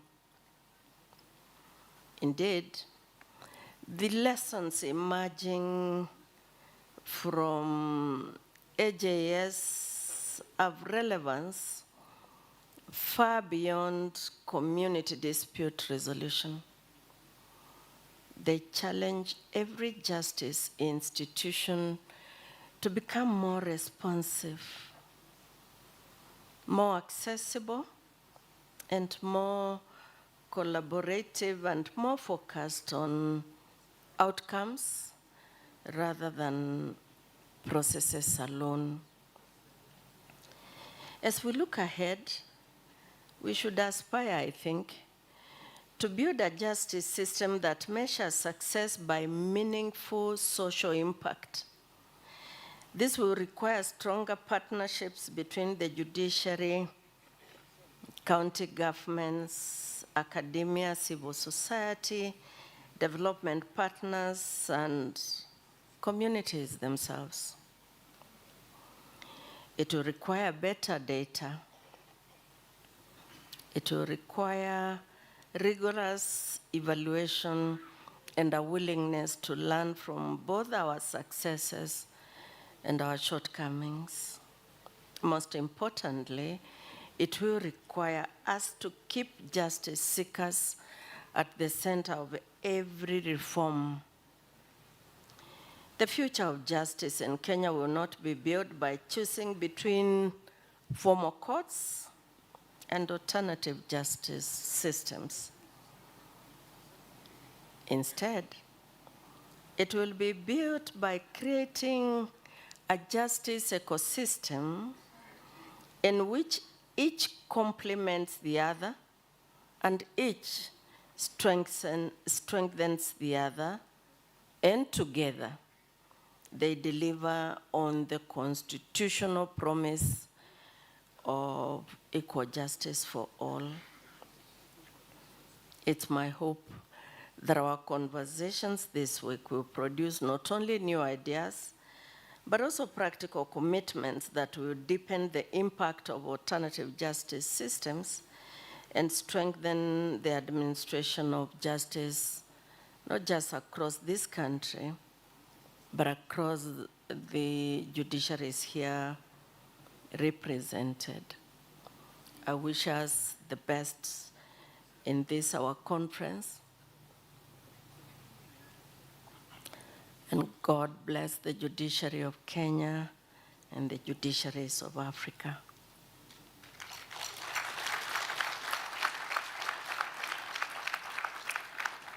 I'm privileged to be the one to invite the Honorable the Chief Justice of the Republic of Kenya to deliver opening remarks, to formally open this AJS conference, and please therefore join me in welcoming the Honorable the Chief Justice of the Republic of Kenya.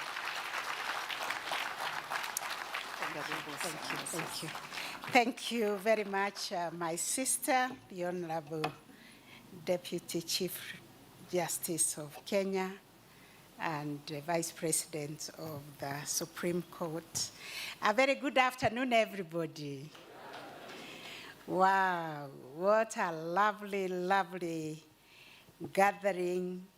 We are so honored to host our colleagues, Chief Justices, Chief Justices Emeritus, who will form the Elders Council for the Africa Chief Justices NDL Forum, senior judges from the Supreme Court, Court of Appeal, High Court, honorable magistrates, to be in the presence of our governors, our governor from Garissa, the leading county in AJS, the county of plenty of milk, Bomet, and this lovely county of Embu, the most beautiful, scenic county that grows a delicacy that I will not even mention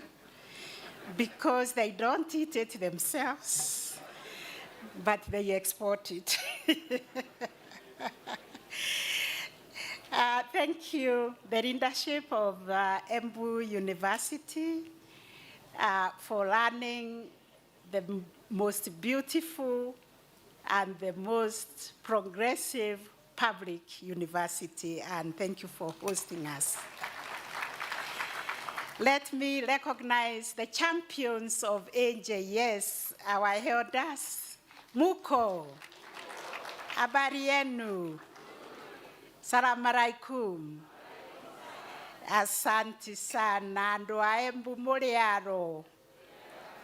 Thank you, thank you, thank you. I recognize all of you this afternoon, and each one of you is so, so important and so, so critical to the issues we are discussing, issues of justice. You are the champions of justice, and we recognize all of you, distinguished elders and community leaders, representatives of the national and county governments, the development partners, academic researchers, and all of us this afternoon. I am honored, so, so greatly honored and privileged to join you at the University of Embu for the 4th National Conference on AJS Systems. I am particularly delighted to welcome our distinguished guests, including my brother and sister Chief Justices, judicial leaders from across Africa, whose presence here today underscores the growing recognition that the future of justice in our continent must be rooted not only in strong institutions, but also in justice systems that are available, responsive, and centered on the needs of our people. Thank you, Professor Joel Gogi, for carrying this vision on behalf of the judiciary of Kenya and the people of Kenya. This vision has been carried with nothing but passion. You may not believe that we never had a budget for AJS until last year, when a little budget was given to them, but because of the passion of Justice Joel Gogi, we were able to do so much, conceptualize, come up with a policy, and start the implementation of the policy. And with that passion, he has taken me to the 14 counties, and I've been given 14 names. Oh, no, 13 names. Embu has not given me a name. Garissa gave me Kaitum. Samburu gave me Nasieko. Karau gave me Wanjiku. And the name is long. I don't know which name Embu will give me. I think they might give me Wanjira, I don't know. Wanjira means the one of the road, because that is what I do, remaining on the road to go to each of these counties to interact with the champions of justice at the counties, at the community level, because that is where people are, and that's where we should take justice. I also want to express really my sincere appreciation to Her Excellency the Governor of Embu, my friend, my young sister, Cicely Mbarire, represented today by the Deputy Governor, His Excellency Justus Kenywa, and the entire county of Embu government for graciously hosting this conference. I equally want to thank our Vice Chancellor and the entire University of Embu fraternity for providing this excellent space and platform for reflection, dialogue, and learning. We appreciate that alone an avenue has been named Chief Justices of Africa. Thank you very much. It is going to serve as a reminder that this institution cares about justice. It will also keep inviting our colleagues, Chief Justices, to keep visiting this great university to see how their trees are doing and whether they are offering a shade of justice. So the support of the county governments where we have been, the support of the universities and other local institutions is indispensable to the success of the alternative justice systems. I also wish to commend with tremendous humility the National Steering Committee on the implementation of AJS policy under the distinguished leadership of Justice Professor Joel Gogi. We honor you. We have really no words to express our gratitude because this is work that calls you to work beyond the call of duty, to be able to put all this together. And please let us appreciate the National Steering Committee on the implementation of the AJS policy. Professor, you're being called 64%. And as I sat there, I wondered, when we were colonized, and our colonizers took over and brought us common law, did they do research to find who will use common law? They brought it for themselves. Am I right? And I don't think there were maybe 1%, is it? But we have now helped them to become 17%. The question they would have asked us, this common law, is it going to respond to the aspirations, to the needs of the communities that they found? And this question is profound for all of us in Africa, to ask ourselves, where did the rain start beating us? So we have to develop this vision, and we have to transform our justice system so that it is impactful. And we join as a movement so that we can carry everybody along. We've been told what AJS is, so I will not repeat, because it's about prevention. When we are in the community, we are asking ourselves, what I'm doing to the other, if I've taken goods from the other person from the market, or I'm buying land, have I paid? I should do to the other person what I would like them to do unto myself. And that's where we begin as AJS, building a community of respect and a community of honor. So, the theme of this conference, data-driven pathways, speaks loud and clear towards my brother, Chief Justice Mumba, the chairperson of Africa Chief Justices Forum, has said that we must keep data of what we are doing. It invites us as Chief Justices and the leaders of African judiciaries to think deeply and carefully about how we understand and measure justice.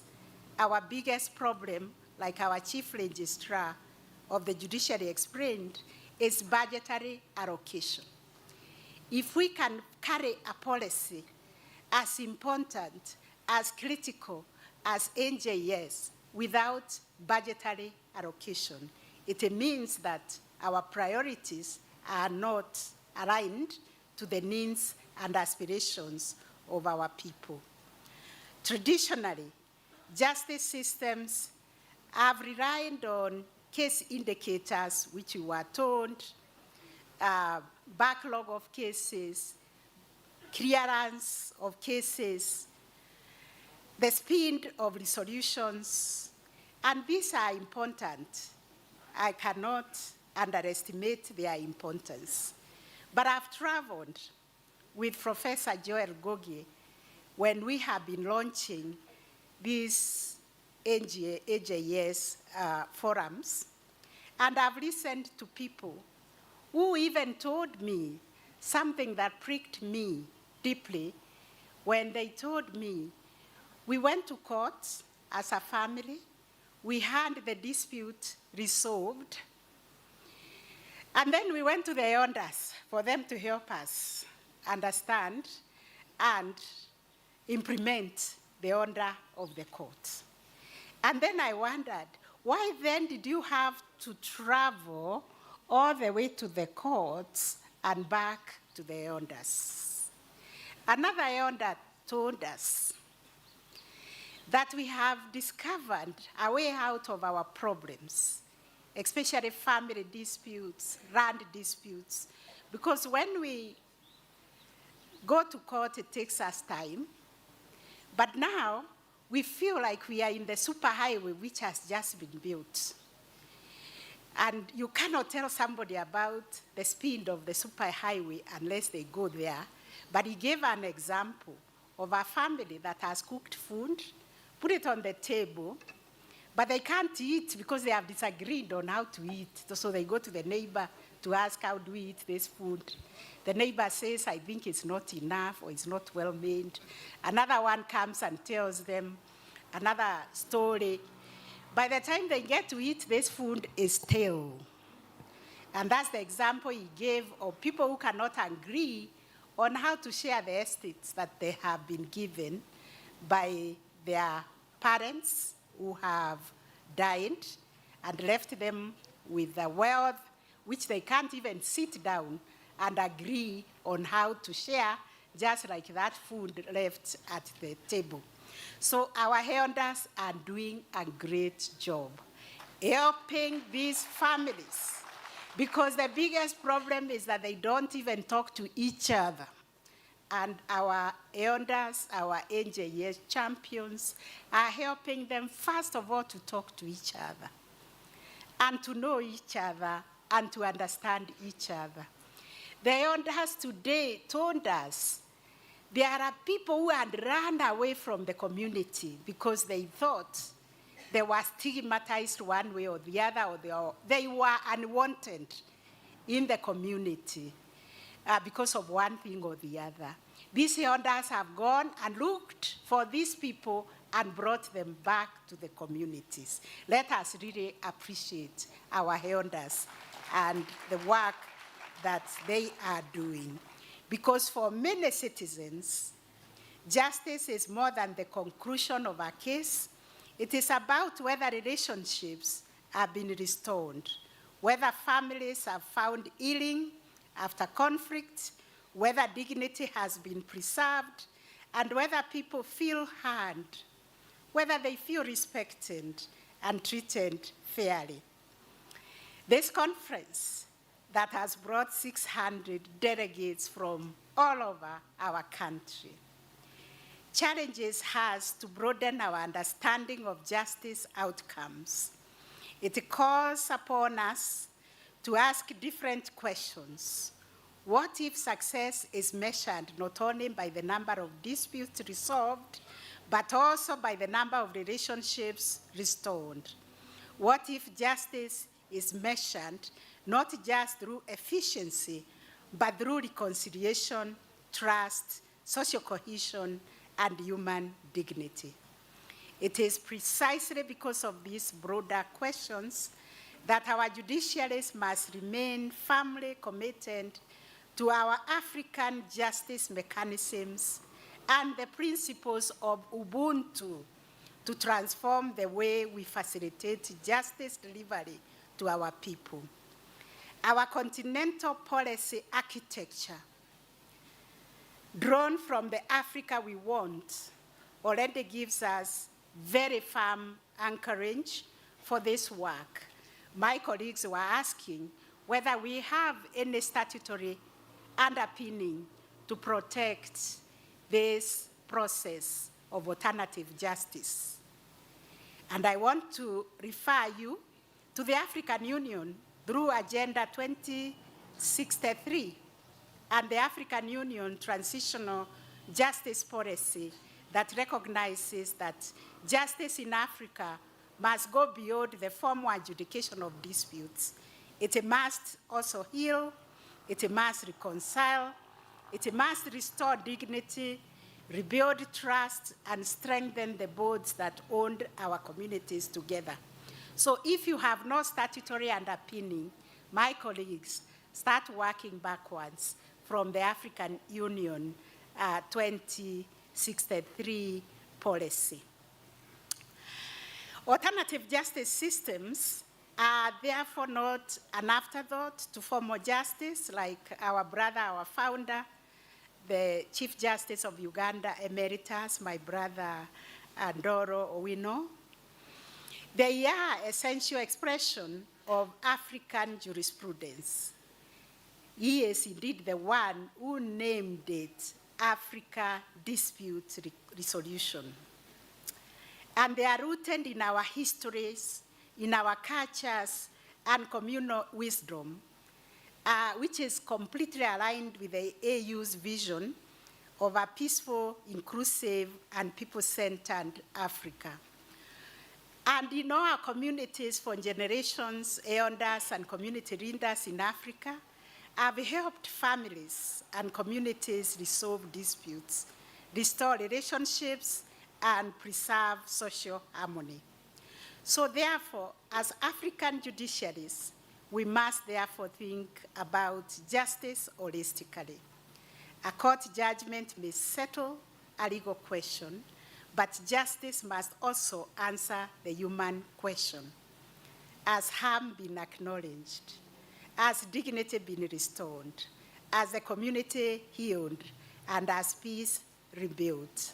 Therefore, our task is to build justice systems that integrate formal courts, NDR, AJS, restorative justice, and community dialogues into a coherent ecosystem. And in doing so, dear colleagues, we affirm that the rule of law in Africa must be accessible, inclusive, culturally grounded, gender responsive, protective of the vulnerable, and capable of delivering not only decisions, but lasting healing and peace. At the same time, I'm fully aware of the challenges that confront alternative justice system. I acknowledge those concerns, especially those raised by practitioners, communities, and county governments. We understand the need for greater public awareness, enhanced capacity building, and stronger institutional support and sustainable financing. And this is why we are collaborating with them in the development of the county action plan, because we want to leave no one behind. The issue of resource allocation deserves particular attention, because AJS cannot continue to rely mainly on goodwill and volunteerism. If we believe that AJS contributes to peace building, social cohesion, and access to justice, then AJS must receive the necessary support to thrive. I therefore call upon our governments to enhance their support for AJS initiatives across our countries. As we look ahead, I wish to express my gratitude to our partners who have held our hands. I really want to acknowledge in a very, very special way the Pepperdine University, because it is Pepperdine University that started convening us in Uganda when we conceptualized the idea of the Africa Chief Justices NDR Forum. Professor David and your team, we thank you so much for the support. I want to thank in a special way also the International Development Law Organization, IDLO. I keep saying IDLO is one partner that understands the needs of the judiciary and the justice needs of Kenyans. I want to thank the Hague Institute for Innovation of Law because they helped us think through our blueprint, the social transformation through access to justice, when we were thinking of how can we reach to 20 million Kenyans.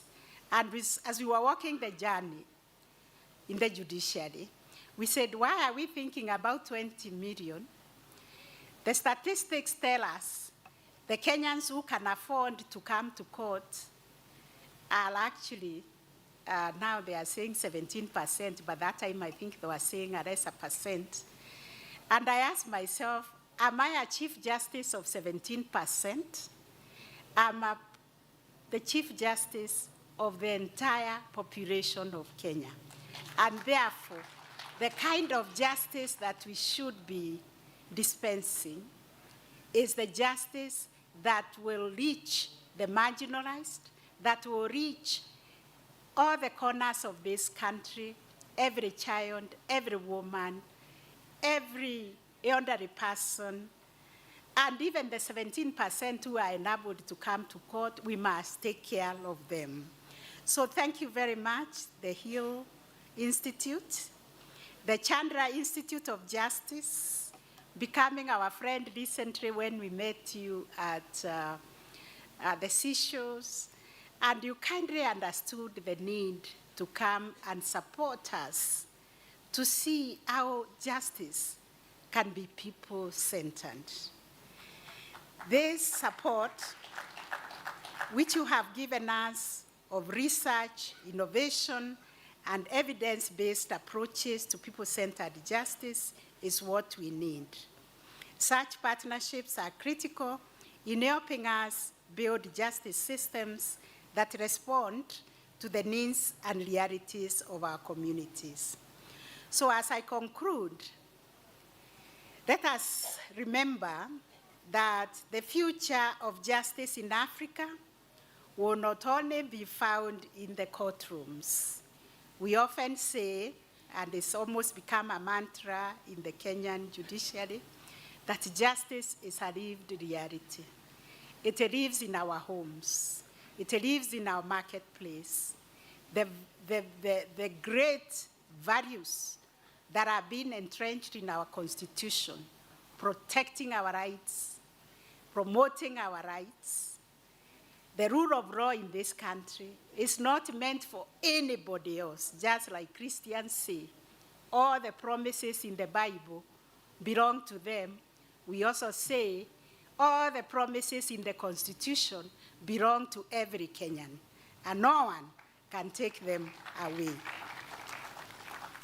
This is going to be the foundation of the communities that we are building, communities of champions of justice, who dialogue, who seek reconciliation, and with the wisdom of our elders who have long served as custodians of peace and social harmony.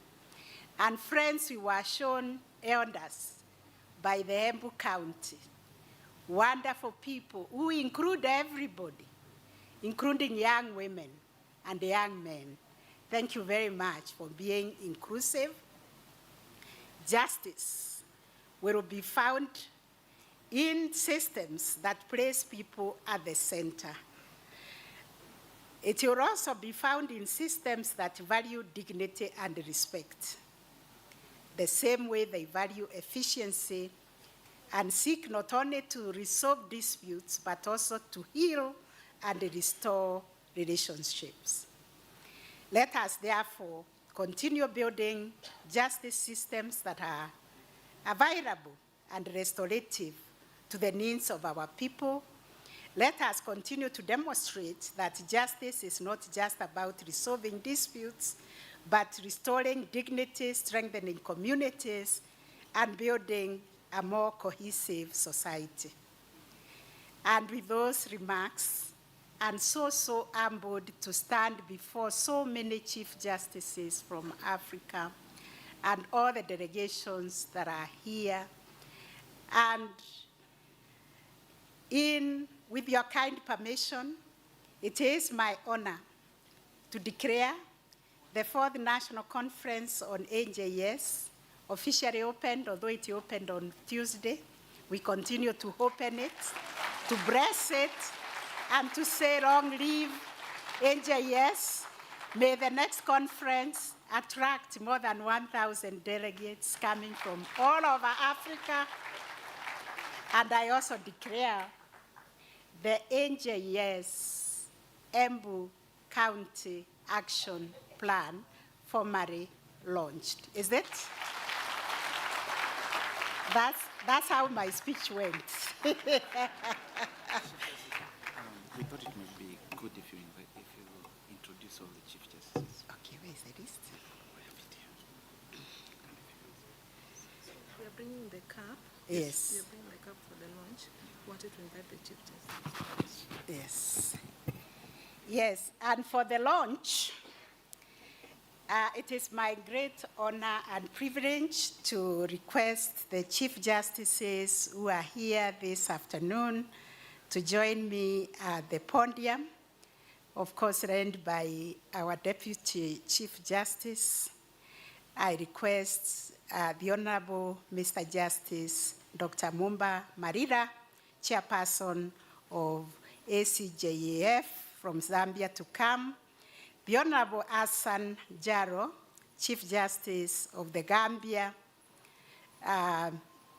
The Honorable Mr. Justice Musikamanda, Chief Justice of Malawi, who is also the chairperson of the Southeast Africa Chief Justices, to come forth.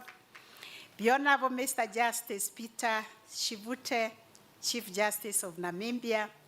My sister, the Honorable Lady Justice Kudirat Mutomunmori Orakomumbo Kekere Ekun, the Chief Justice of Nigeria.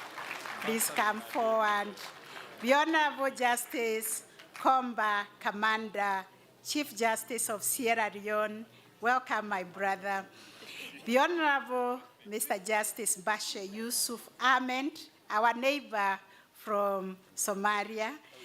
The Honorable Chief Justice Dr. Flavian Seja, our youngest Chief Justice. I was young 5 years ago, so don't worry. Welcome, our greatest neighbor and friend. The Honorable Justice Kamis Ramadan Abdullah, the Chief Justice of Zanzibar, also our neighbor. The Honorable Justice Pandington Garwe, the Deputy Chief Justice of Zimbabwe. Please come forth. We have the representative of Sahrawi Democratic Republic, the Honorable Justice Hamed Yakub. We have the Honorable Lady Justice Asenaf, my sister, the retired Chief Justice of Ethiopia. Come forward. Our elder, the one who was our chair of East and South Africa Chief Justices, the Honorable Mr. Justice Andrew Nyirenda, retired Chief Justice of Malawi. My brother and friend, the retired Chief Justice of Rwanda, the Honorable Justice Faustina Ntensirayo. Please come forward. Our elder, our beloved Justice Sam Rugenge, the retired Chief Justice of Rwanda, my brother and friend, the founder of this movement, the Honorable Justice Owino Doro, retired Chief Justice and founding chair of ACJAF Uganda. Please come forward so that we can launch together this great county action plan, the only one launched by many, many chief justices. Therefore, it will thrive. Embu will be the best. Embu will be the place others will come to learn about alternative justice system because you have been blessed by all these chief justices. Over to you now, Prof. With your permission, Honorable Chief Justice, may we please call Their Excellencies, the Deputy Governor of Embu, because we are launching the Embu Cup, and please be accompanied by His Excellency, the Governor of Garissa, and His Excellency, the Deputy Governor of Bomet, playing supporting role. Deputy Governor of Bomet, and then I would like to hand it over to. Yeah? We need to invite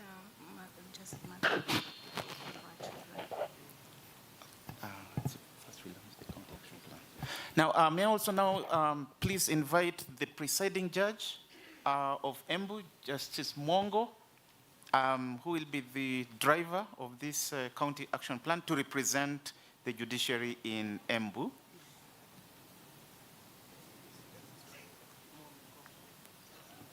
So you know, conventionally, we usually launch judiciary things with a lot of fanfare and in a lot of modern ways. This will be done the AJS way, and I am going to invite Jemima to take us through this. Karibu Jemima. Yeah? Oh, yes, I'm reminded. Yes. Justice Mongo will represent the judiciary of Embu, but if we could have two elders from Embu, because they are the ones that will be doing the hard work in this. Mr. Kanyenji, perhaps with one lady to represent the elders. Mr. Kanyenji, please come with a lady. She's coming? Okay, good. Karib. She's there. She's coming. Yes. Karibu sana. Jemima, may I hand it over to you? Thank you very much. Let's clap for our CJ.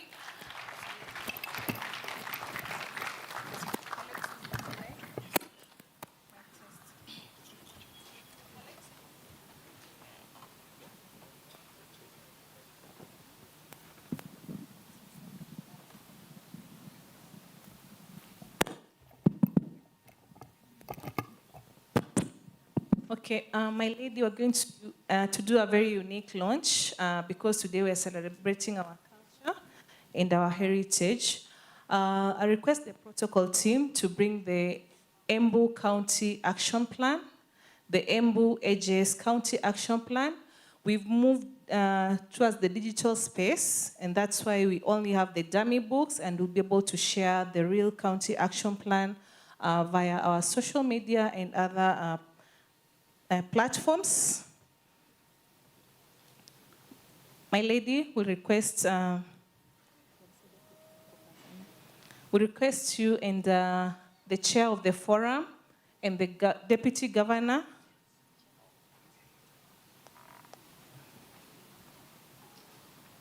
the elders, you can be behind them. So we lift the cup and have one photo for all of us. Let's celebrate as we launch the Embu AJS County Action Plan. And being a unique way of launching, my lady, we are just pulling at the back here. So let's clap to our lady even as she launches the Embu AJS County Action Plan.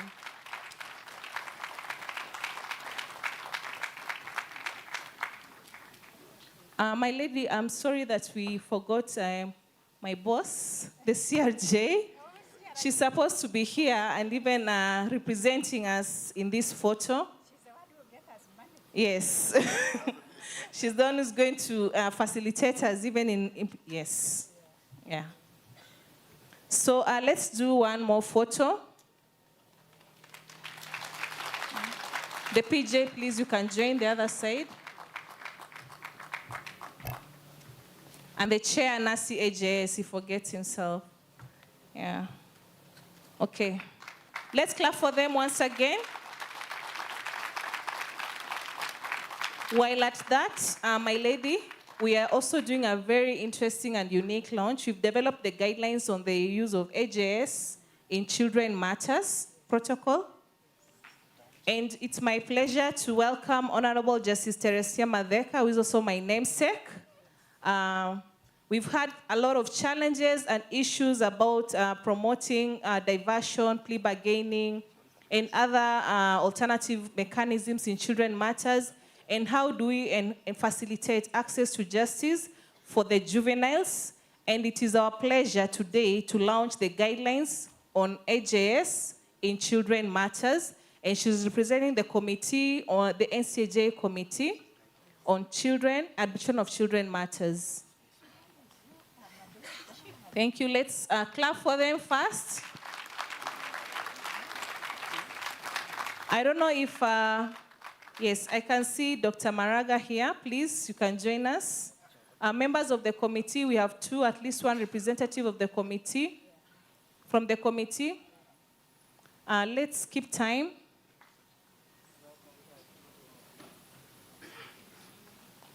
Dr. Maranga is the chair, executive director, NCAJ. We have a representative from the committee. I can see LSK. It's important to see LSK present in this particular launch because of the various concerns that we've heard from the legal fraternity. I know that you can be faster than that. Just a second, we give her the opportunity to represent the committee here. Awesome. Okay.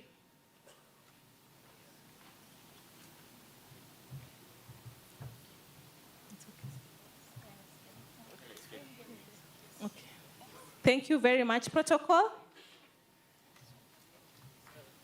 Thank you. Let's clap for them once again. And the guidelines on the use of AJS in Children Matters is officially launched. We shall proceed to sit. For the rest of us here, we remain standing. My lady, with your permission, we want to take the group photos. Yes, and we'll start with this one. Yeah, protocol. Let's bring the seats in a second. Since you are many, some of us will be seated, and some of us will remain standing. And this is the order of the photo. So we'll start, this is the first photo. Then the second photo, the following be ready for the photo.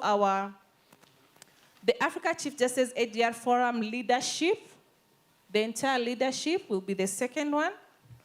The third one will be the photo with the, I don't know if the University of Embu leadership is here, my lady. Let's be seated. Some of us can be seated. DCJ, the chair of the forum, the Chief Justice from representing Nigeria. Thank you very much. DJ, please give us some entertainment as we make sure to immortalize this moment. Some of us will be standing. Yes, you can join them, please. We welcome our honorable Chief Justices to seat. Yes, you can sit. Governor, please join us. Justice Emeriti, please. Deputy Governor. The Deputy Chief Justices, our Governor, Deputy Governor. Please bear with us as we make sure to have this moment. It is always very difficult to immortalize a moment, but we will do our best to make sure that we have this moment in our books, that we get to publish it in the State of the Judiciary report, that we get to acknowledge the presence and importance of every person who is joining us here. So this is the first photo, and I hope we are done. We are welcoming the AGR Forum leadership. All the AGR Forum leadership, are they here? Yes. Okay. So So as they remain standing, I request our judges, all our judges to join us for this next photo. All our judges to join us, please. All our judges present. After our judges, we'll be inviting our elders from the different communities, including our distinguished visiting judges. Okay, so the judges can join us.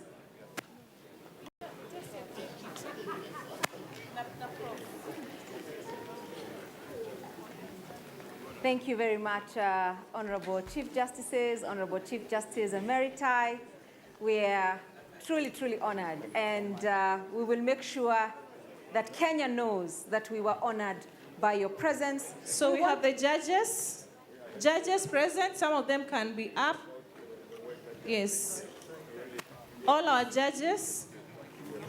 Next, we have representation from the university. Do you have the university leadership? Let us have some entertainment as our judges take that photo, please. We are nearing the end, and I thank you for your patience. Thank you, Jemima, for directing this very difficult session with so much poise and grace. Please give us some music so we can conclude this as best as we can. Okay, our judges are ready for the photo. We all smile. It's AJS. It's our day. It's our culture. It's our heritage.